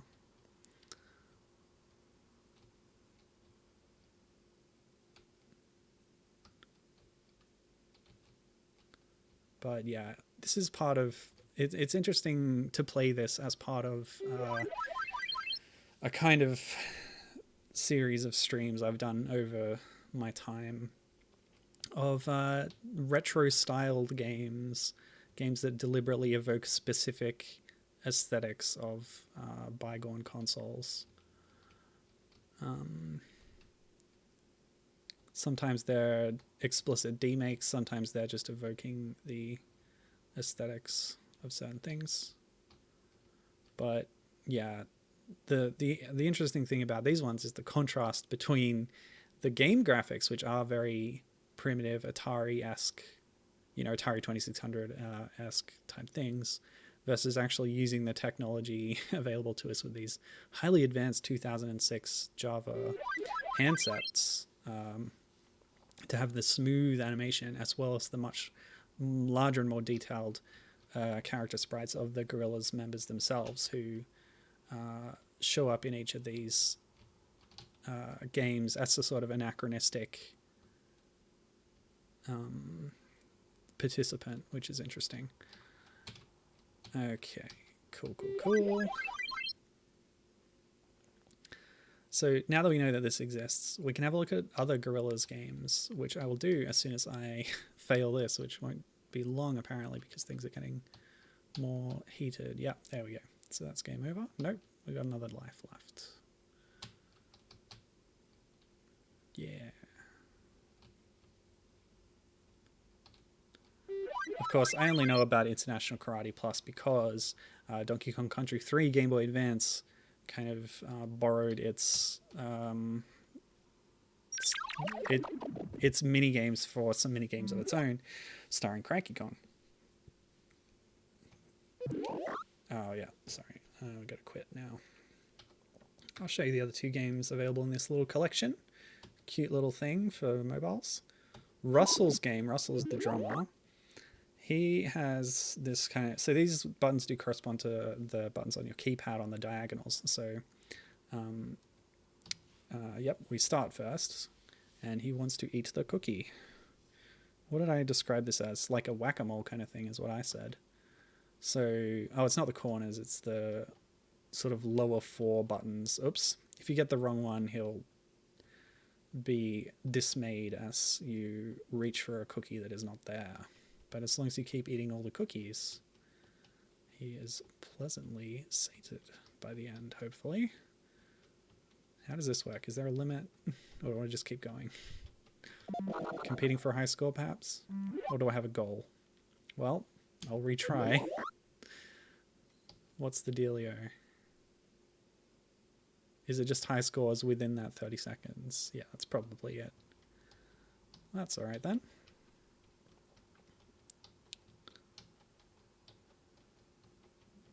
Oop, messed up. Messed it up. Whoops. Oh, I've hit the wrong button, which magnified the screen size. Back to normal. Whoop. Well, I beat my previous score. Wow, okay. So the fact that that's corresponding to like buttons on your keypad means it's a bit more of a modern game design, so to speak, if you can call it that. Whereas the previous two games I showed are deliberately evoking specific older games. All right, what's the last one? 2D has a game that is a very modern style of gameplay. First of all, there's a little bit of a rhythm thing. You got to press the button at the right time. And then it becomes a distance game. I wasn't sure what to call this, so I sort of entered a few search terms to try and find out what the genre of this is. But I think distance games is generally what they're called on like Flash websites. It's basically doing some inputs to then knock an object over a long distance that the screen then scrolls. There's things you can do during its trip to make it go further, but there's also some randomness involved. This one is more prescribed and according to player input, which is nice. But yeah, it's again that kind of juxtaposition of game design with aesthetic design of the old console thing. So yeah, 2D's punching a punching bag and the thing gets knocked off and goes as far as you can make it go, which you can improve with inputs. So that's a pretty simple one as well. Yeah, and that's about everything there is to show with Gorillaz Entertainment System for mobile phone. I'll see if there's something worth viewing here, like about. Developed by Gorillaz Partnership in association with Zombie Flesh Eaters and Good Living. Published by Real Networks. So Universomo must have just been a regional publisher. Real Networks was the publisher of this dumped version. This game, by the way, is not actually archived in Carvey Break, which is my normal go-to for mobile phone games. So I might be able to upload it, possibly, if I can be bothered. Anyway, having discovered the existence of that, I went on to research a bit more and found so many other Gorillaz games. So let's play some of those for a bit, shall we? Since we have a bit of time here. Because I pushed off Devilish to a separate stream. So we're going to go back to our old friend Flashpoint, which, by the way, a YouTube comment alerted me to the fact that I'd been neglecting the animations tab that exists. So there's some fun things to look at in there, but no interactive games per se, which is what I'm more focused on. But yeah, lots of Gorillaz promotional stuff in there. I've picked out a selection of them that I can highlight today that looked interesting. And the first one follows that same trend that we just saw in Gorillaz Entertainment System by evoking an older system of games.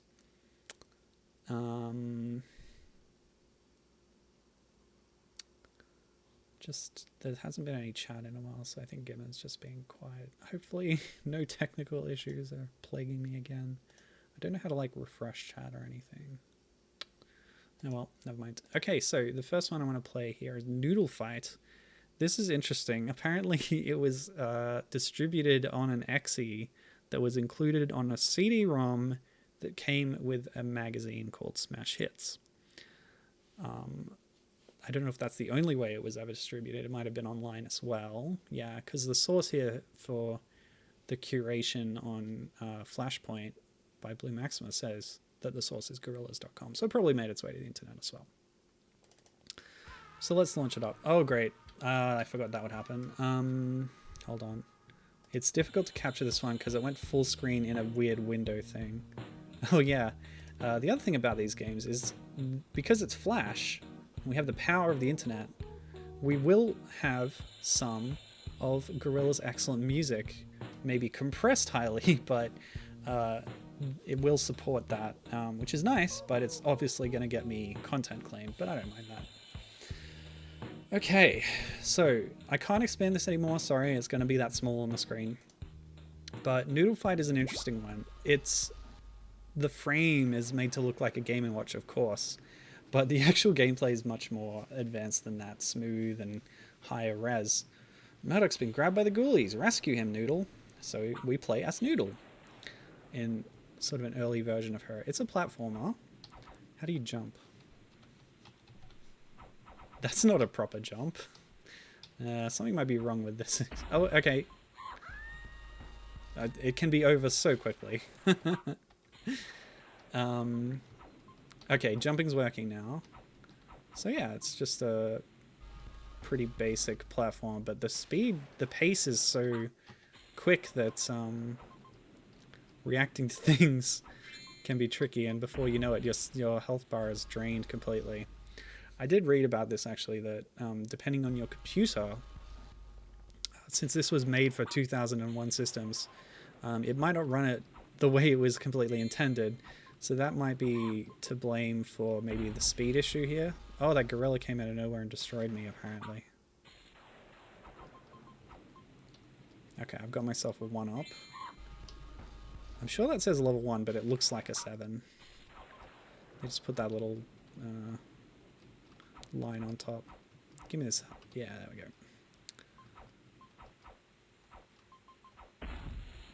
Cool. I jumped on the head of the gorilla and defeated it. It looks so silly having this be tiny in the middle of the screen. Oh, that's good. Gibbon's here enjoying rocking out to the jams. Yeah. I'm not familiar with a lot of Gorillaz music, but I was more aware of music when they were new, so the older stuff I do know better, and I do like it a lot, so that's cool. This is not going well. Oh man, you can get bodied so quickly. So yeah, the cutscenes are sort of playing out little bits of one of the music videos. Ugh. I think it's Clint Eastwood, maybe, I forget. It's been a while. So this is my last continue. This will be over quickly. But yeah, it's funny how they're so deliberately evoking the look of the Game & Watch units, but the actual gameplay is nothing like that. It's a pretty typical, honestly, Flash platformer for 2001. So it's just kind of a bit of a disconnect. All right, that's my game over finally. You can also see the Zombie Games logo there, also known as later Zombie Flesh Eaters. So that's the same company that's involved in a lot of these promotional Gorillaz games. Okay, can we quit this, please? Okay, cool. All right. Whew. The next one, I'm doing these just in the order I found them and dropped them in here, so they might be a little bit out of order. But the next one I've got is called Gorillaz Final Drive, although it might also be known as Geep Simulator. I'm not sure if that's a different game. Yeah, okay. So we're using our keyboard to control the Geep. I did read online that this was... wait, was it this one or a different one? That it was sort of a reused engine from a different racing game that the developer repurposed into a Gorillaz thing.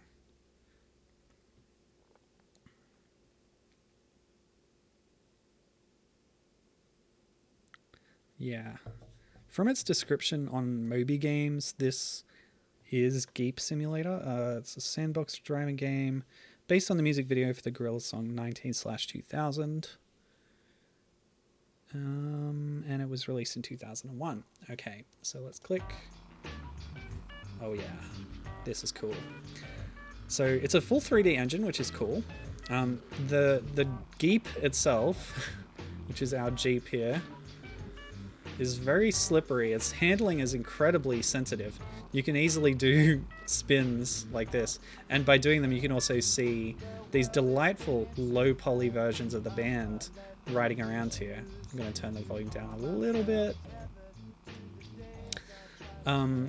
So if I reverse, the camera should flip around and then we can get a good look at 2D and Murdoch in the front there, and then Russell and Noodle in the back. Cool stuff.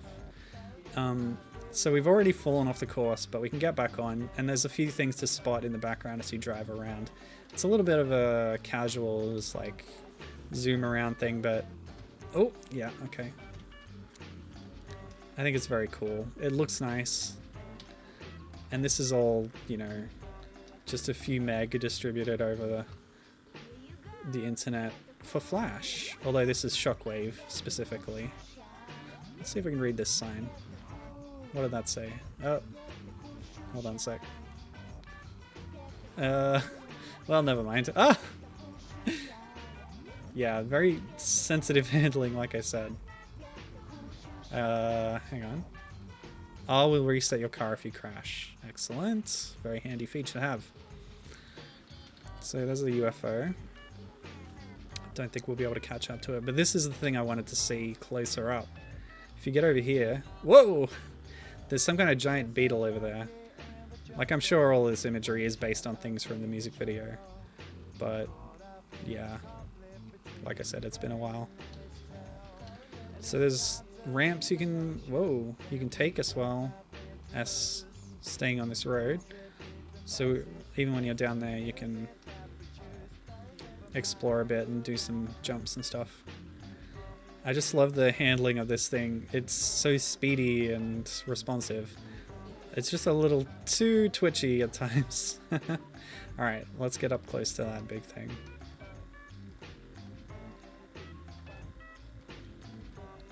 See, it looks like a beetle. Whoop, it's got legs back there too. How many legs? 4. Could be a big cow maybe with horns or something. Anyway, hope you're enjoying the jams still. The Gorillaz are great. Check them out, everybody. They're still making music. The band's gone through through a lot of stuff. Like I said, the sort of fictional biographies continue to evolve. At one point, Murdoch was in prison, and so he was replaced in the band by a character from the Powerpuff Girls, the guy from the Gangrene Gang. One of the guys, I don't remember which one. Ace, I think. So that's just a weird thing that happens. Also, at some point, one of them kind of broke off and did a solo project, and they created a cyborg version of Noodle, who then, I think, at some point coexisted in the band with Noodle. So yeah, there's a cyborg Noodle out there. One of the Flash games I found while looking for Gorillaz games on Flashpoint was Cyborg Noodle Dress Up. I'm not going to play that one though, because I think it's unofficial. It was hosted on DeviantArt, so probably just made by a fan. And I think we've reached the limit of this song, because the song finished and we're still driving around. I think we've seen everything here, so yeah, let's play another one. Why is it done that? No, that's correct. That's how it was supposed to look. Okay. Alright, so the next one I've got on my list, GorillazOldKongStudios.weebly.com. Is that official? I don't know. Whatever. I'll play it anyway. So let me show you this. This. Click this one. Here we go. This one's in Flash. Don't know when it was made, but it's called Zombie Kong. What do you think this is about? Help Noodle save the band. Here's the weird thing. Complete the level in under 15 seconds and receive extra lives for Play Jam's Zombie Kong on Sky Interactive, where you can win a trip to LA and loads of exclusive Gorillaz stuff. So this isn't just a promotional Flash game for the band. This is a Flash game that is promoting a separate game that you can play on, I believe it's a UK-based pay TV service, which when we first got Ozstar hooked up, satellite TV, the set-top box had like these terrible games included on it, including a Buster Move clone, bringing it back to Puzzle Bobble. Yeah, it's just when things were trying to be multimedia devices more than just doing the function that they were intended for. Anyway, this is the same Noodle sprite it looks like from Noodle Fight, the Game & Watch styled game. So that's interesting. But obviously it's a Donkey Kong pastiche. You could tell from the name Zombie Kong, but all the other band members are up there in a cage rather than Mario being up there and Pauline having to rescue him, as is the case in the good version of Donkey Kong, which is the one you should play. Yeah, like it said, like this is something that you're aiming to beat quickly, and then you play the full version on your Sky Interactive whatever thing. And there we go. We did it in less than 15 seconds, so that will give us something. Go save the band in the ITV game on Play Jam, and you could win loads of exclusive Gorillaz stuff. Just hit Interactive on Sky Digital in the UK, then choose Play Jam. And here's a hint. Stand on the first letter of level 3, type in lives, and then press 0. This will give you 3 extra lives. Unfortunately, this promotional Flash version only has the 1 level, so we can't do that secret hint. And I'm sure that the Play Jam version on Sky Interactive is lost media at this point. Probably. Let's just get another look at that Zombie Kong over there. Seems to be wearing some kind of sports get up, like cricket shin pads and, I don't know, hockey stuff. I just can't tell what the face is doing. Looks like it's drawn on some metal tray. I don't know. Anyway, that's odd. We're obviously on the streets of Japan too. So, yeah, there you go. Oh yeah, given commenting on the animations on Noodle, which I think are reused from the Noodle Fight game, but yeah, they do look good. Very smooth, very nice. Exaggerated leg motions, that's fun. Yeah, but no jams on this one, sadly. Let's see if we can rectify that with another Gorillaz game here. What do we got next? Gorillaz Bowling is next.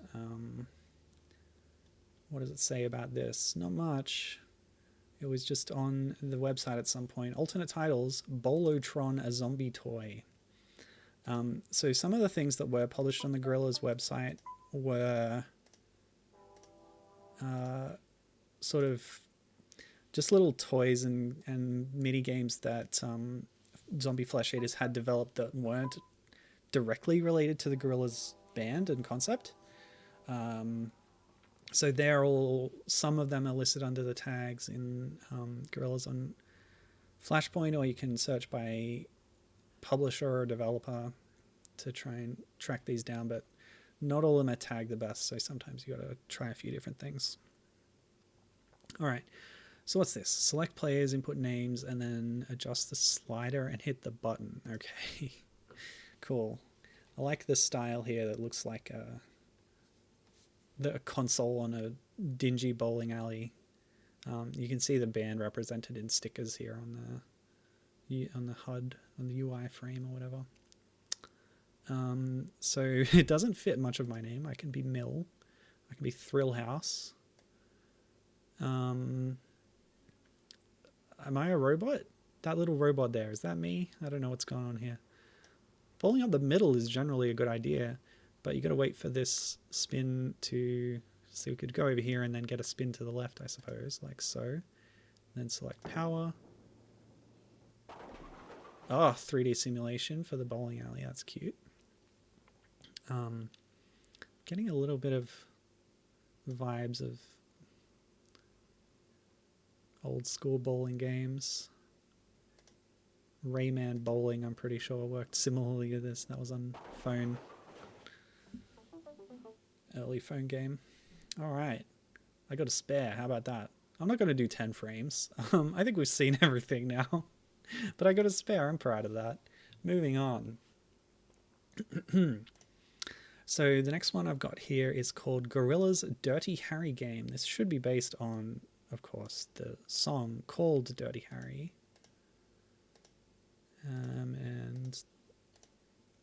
Flashpoint helpfully has different methods for playing these. I can't understand anything that was just said, but that's okay. There's 2D. So if 2D's there, who's driving the car? I don't know, but we're going to drive around. We've got a little mini-map on the side there.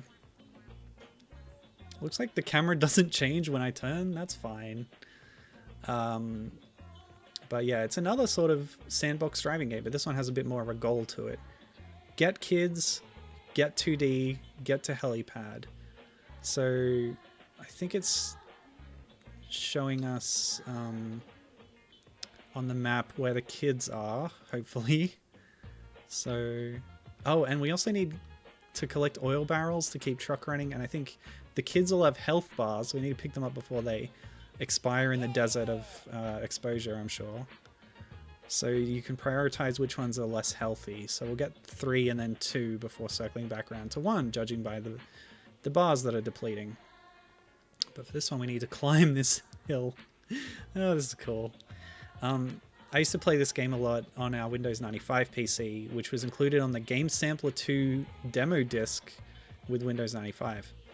It was called Monster Truck Madness, which was great. It had a similar kind of feel to this where you could drive across giant landscapes. It was supposed to be a monster truck racing game, but a huge amount of world was modeled outside of the racetrack. So you could just turn off and then start speeding away off into hills. There were, you know, hills and valleys, you know, simply modeled, but still explorable. And I say explorable, but just traversable. There wasn't really anything there to discover except for the joy of a new landscape to drive your giant truck over. And just getting it around in that engine was a lot of fun. I might as well pick up one. It's on the way. No point circling back since it's so far. So 1, where's 1? Here. But yeah, I never got the full version, so I wasn't sure what else was possible in the game. Probably more races and stuff. You could hit the horn button and it would make a little horn noise in the vein of the ones that play a tune. My own fuel doesn't seem to be too much of a problem so far, contrary to the warning, but I might want to think about picking up a barrel on my way back. See that draw distance? Oh yeah. Oh, okay. You can actually get a idea of the gradient of the hills from the topographical map on the bottom left. The dark areas are like shaded in with steepness, I would assume. Oh no, we've way too much momentum here. Okay, let's try and get back up before that kid is in trouble. Let's go. Round out this way a little bit more. Whoops.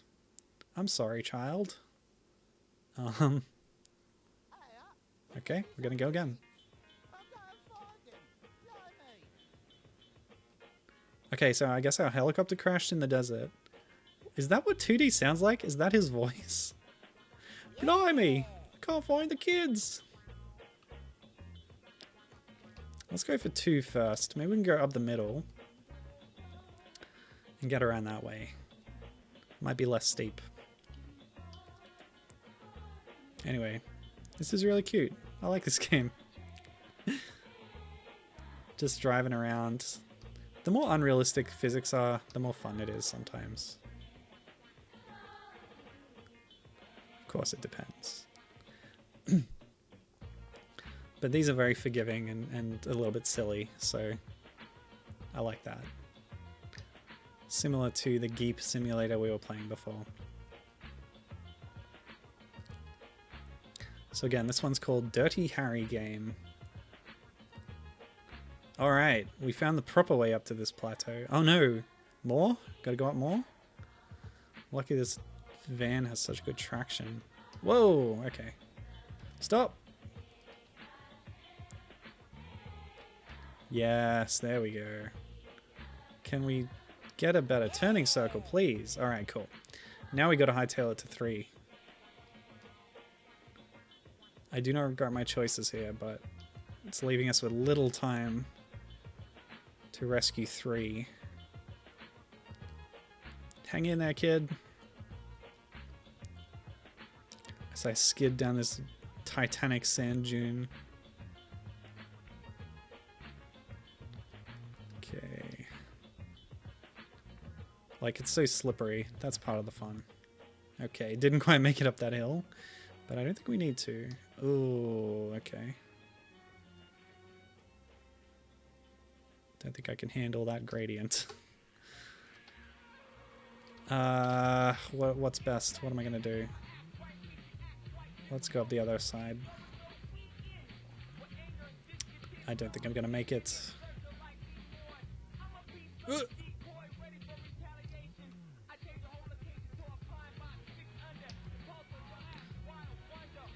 Oh. I wonder which songs are going to get picked up by the algorithm. Like, how much compression is enough to obscure it, you know? To where the copyright doesn't kick in. When I played the Mermaid Melody games on GBA, it did pick up the songs that were present in those sort of karaoke rhythm games that used songs from the show. Those are all like, yeah, they got those locked down, I suspect. So even with the GBA, you know, sound engine and compression and whatever, it still picked up those melodies and dinged me on it. Of course, getting a copyright claim like that isn't really a problem unless you're making your income through YouTube. I don't have my videos monetized, but when that happens, the videos become monetized with the revenue going to the music rights holders. Alright, I think we should prioritize 2 instead of geographical convenience. I will focus on the children. Won't somebody please think of the children? But where is the helipad? That's what I want to know. This will be my last attempt if this fails. There's a couple other games after this. But yeah, this one's pretty cool. You know, it's simple, clearly. Simply done. But just having a large world with features in it that you can traverse and explore in this way is always something that I find fascinating. That's part of the reason that I like Diddy Kong Racing so much. It's got an adventure mode that you drive around a world and explore it. And games like Carmageddon, I don't like them for like the edgy shock value of the violence or anything. Or the car combat, which frankly is very jank all the time. But having large, you know, 3D worlds that are modeled out for you to explore and nooks to find and ramps to jump over. That's why I like Carmageddon games. And that's also why I like Grand Theft Auto games, is exploring the city and stuff. Although I haven't played one since Vice City. Okay, oh, I played Vice City Stories on PSP.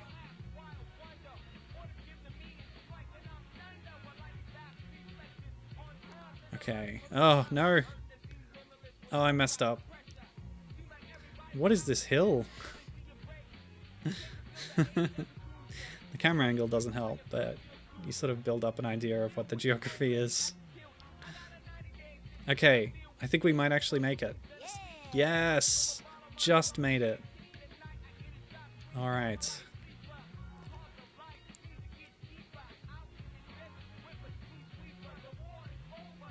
Okay, 4 is in trouble, but 1 is on the way. So we might have time to swing by 1 on the way to 4. But it's quite tight. Especially if you mess up like I did and fall off the mountain twice.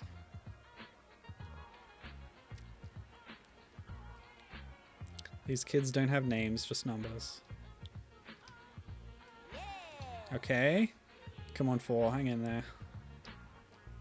Let's go.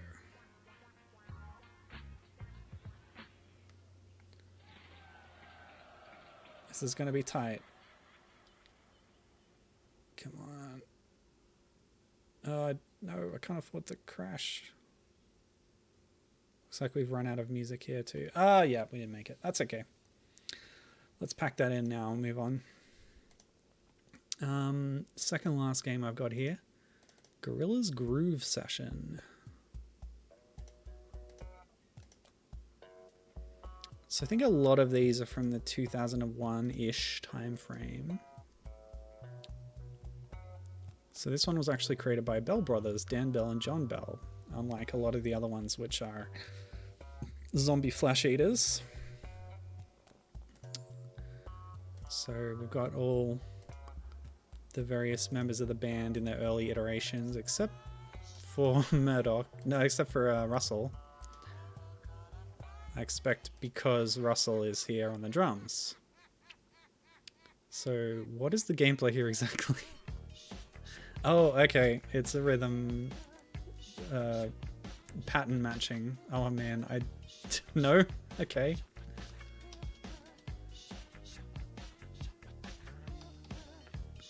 This is terrible. My performance, I mean. I'm getting flashbacks to Toe Jam and Earl, Panic on Funkotron, the rhythm minigames in that.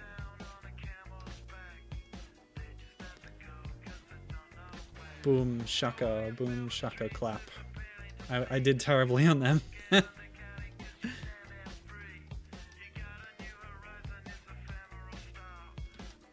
You kidding? I'm doing well. It's not grading me well though.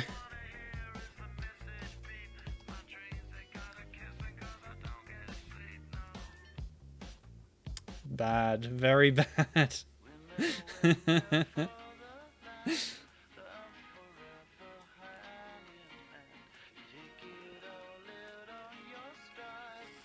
Oh, that's cute. It's all timed to the song. So in this bit without a beat, that's the results screen. But then when the beat comes back, that's when you step in.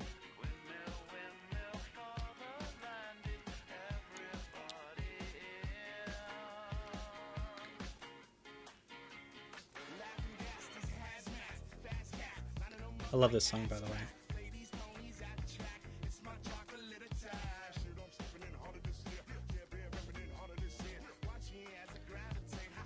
I think I'm just too early a lot of the time. But I also keep forgetting what the inputs are supposed to be.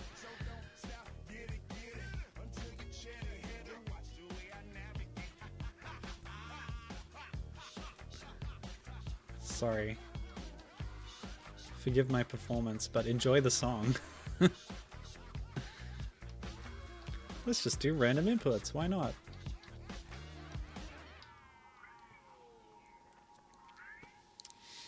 Oh, dropping frames, oh no. Australian internet strikes again. Ah, my frames are back. Hello, frames. I'm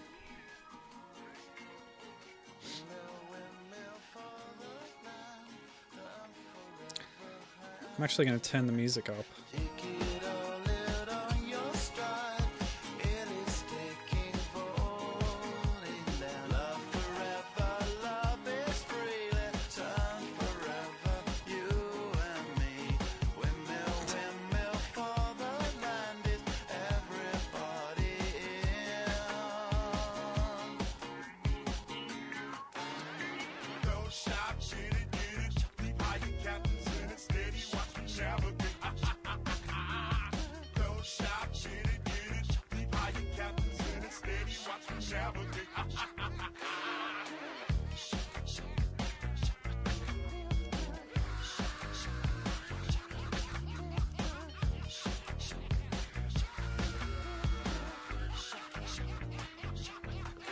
I'm doing very badly.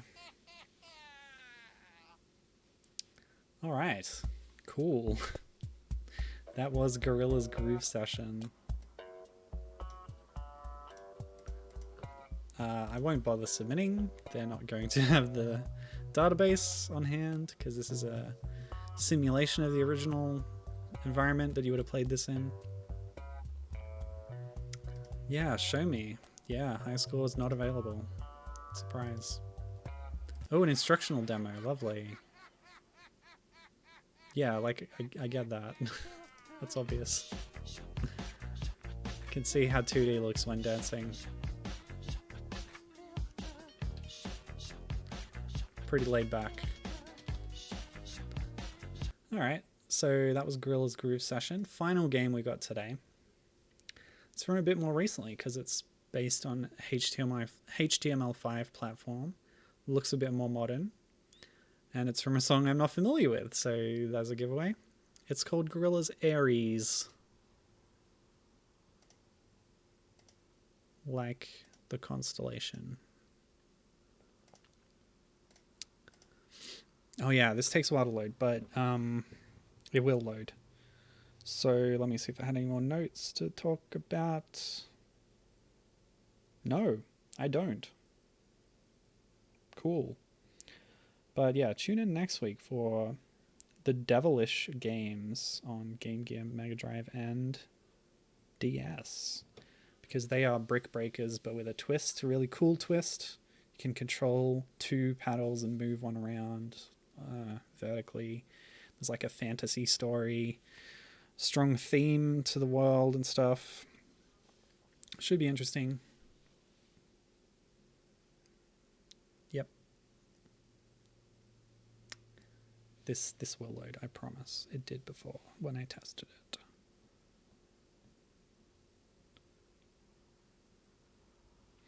I wasn't going to stream today because I was supposed to be starting a new job today, but the HR department and the approvals are lagging on getting the contract to me. No contract, no worky. But the fact that I have the job is good. That was only confirmed to me very recently, and I was unsure about it. Because normally they send you the offer and that's how you know you have the job, but the offer is lagging for various reasons, but they told me that I have the job, so that's cool. Yay me. Woo. Yeah. they said a couple of times in emails, we really want you to start on Wednesday, and that's today. Didn't happen. Because of the bureaucracy. Oh well. Yeah.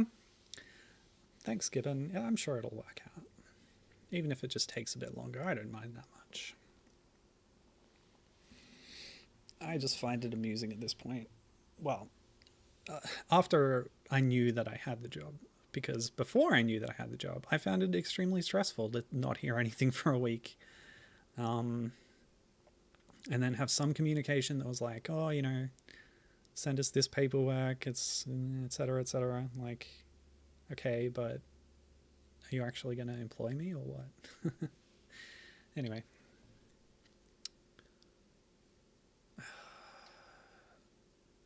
I don't know how long I left this when I last tried to play it, but it will load for sure. In the meantime, let me tell you a little bit more about Toe Jam and Earl. They're two pretty cool guys, funky aliens from Funkatron. They came to Earth one time, then they went back to Funkatron in the second game, and then they came to Earth again, and that's what I'm playing right now, which is Toe Jam and Earl 3 Mission to Earth. It's a very interesting game. Unique. It's on the original Xbox only, and yeah, I'm finding it interesting. All right, I told you it would load, didn't I tell you? Gorillaz presents Ares driving game. Listen to Ares to begin. So we got 2D here. That might be Murdoch or Ace. I don't know. I think Murdoch's skin turned green at some point, but Ace has green skin by default. I don't know what's going on there, but yeah, 2020 this is from. So there you go. Brand new, up to date. Asterisk, 2 years ago. I think it's still loading a bit, so I'm trying to click this to get going, but still got some data coming in. But yeah, I like the vaporwave look. I like the extremely detailed pixel art. It is still pixel art, isn't it? Or is it just sort of compressed drawing, hand-drawn art? Yeah, it could be aliased from compression or something. But either way, looks lovely. Love the animation on it. I'm talking about the portrait in the center. Of course, the actual graphics of the car are pixel art, clearly. Some dithering going on there. But they look pretty cool. 2 frames of animation. Wait, is it even animating or is it just moving up and down? What's the difference? I think it's just moving. I think we have 1 frame of animation here, people. Revolutionary. But yeah, that juxtaposition of pixel art with like the backgrounds generated from photos, it looks like to me. And then the sky portion with the clouds is like much more detailed pixel art. It's an interesting mishmash of styles that looks pretty cool and has that kind of vaporwave color scheme.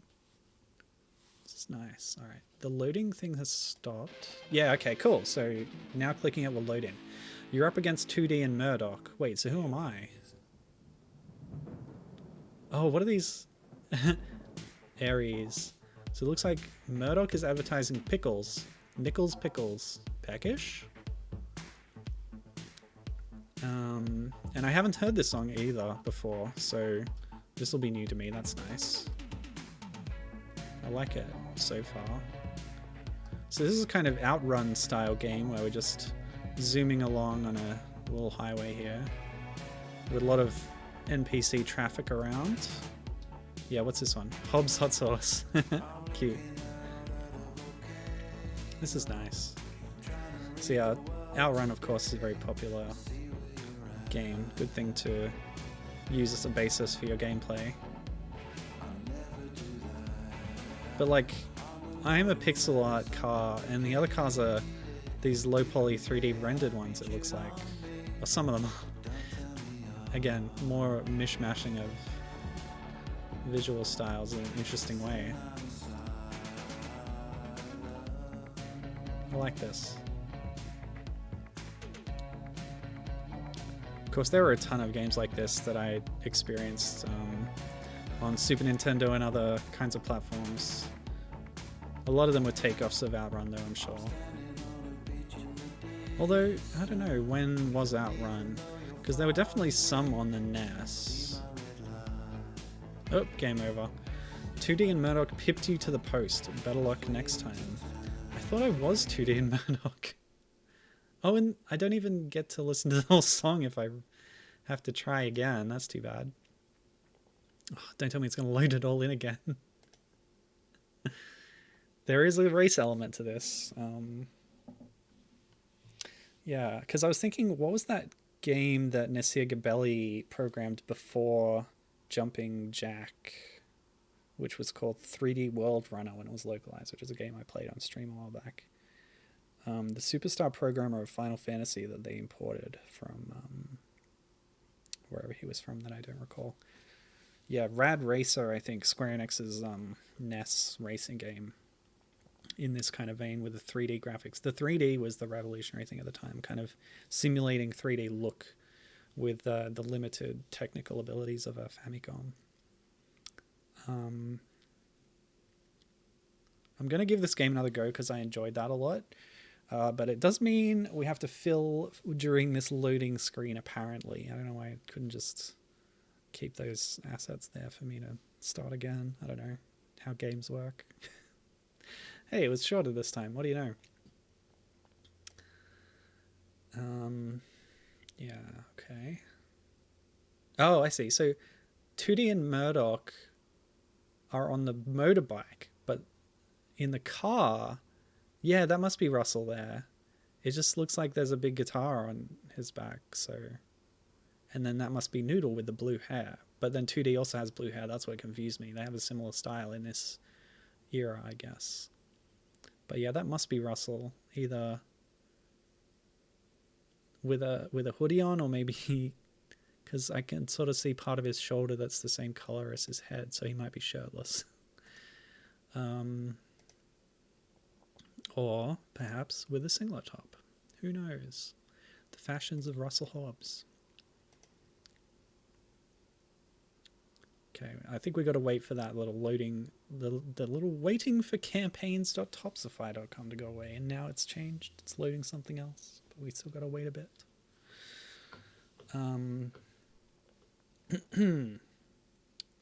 Yeah. So all the ToeJam and L games, from what I can tell, seem to be about exploring a space and sort of clearing it out of presents, earthlings, and then moving on. They just have some different mechanics in the way of doing it. I still don't know how the original game and Back in the Groove, the new revival game, work. Sort of top-down isometric, like NetHack style things, from what I know, but I don't know how much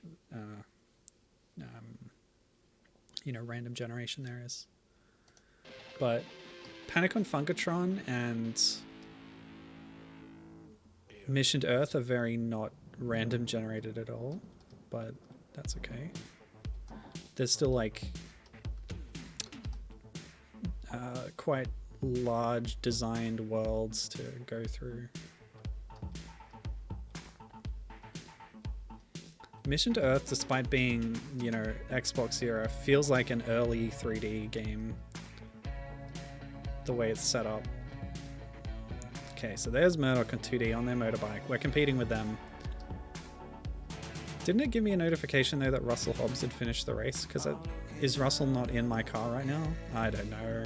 Confused about the setup of this game. But it's just cool. Gibbon said in chat that it's trippy, and yeah, definitely the sort of color scheme and graphic choices are trippy. Oh wait, is that Russell? It didn't point him out to me like it did with the motorbike, but that might be him in like that golf buggy thing over there. Hold on. I'll try and catch up to it. Are you kidding? He just jumped from one side of the road to the other. That's cheating. Yeah, that looks like Russell wearing a fez. He was wearing a fez earlier in some art I saw. Alright, so we're competing against 2D and Murdoch, but also against Russell. Oh, there we go. So I won against 2D and Murdoch, but not against Russell. So I was Noodle. I don't know what was in my passenger seat. Maybe the gorilla? Is that part of the band? The one that showed up in the Groove Session game. It was an enemy in Noodle Fight. Maybe it was just some musical instruments and equipment that was piled up in the side. Let's see. Yeah, if I click this button, the song's gonna end, so let's just listen to it for a bit, eh?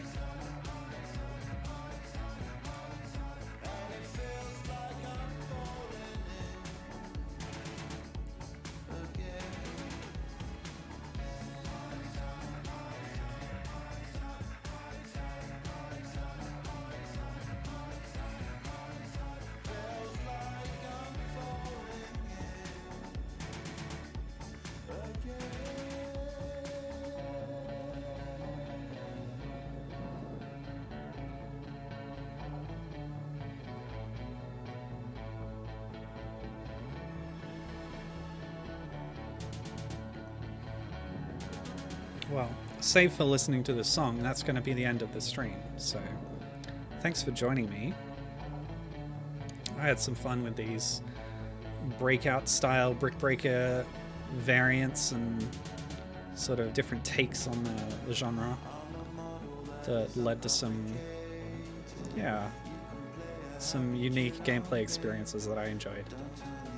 And then they led me into this strange rabbit hole of Gorillaz promotional games, which I don't mind at all, because playing these kind of odd Flash games with their limitations can result in some pretty interesting things. And combining it with the cool graphic design of the Gorillaz as well as their music, that's a winner. That's cool.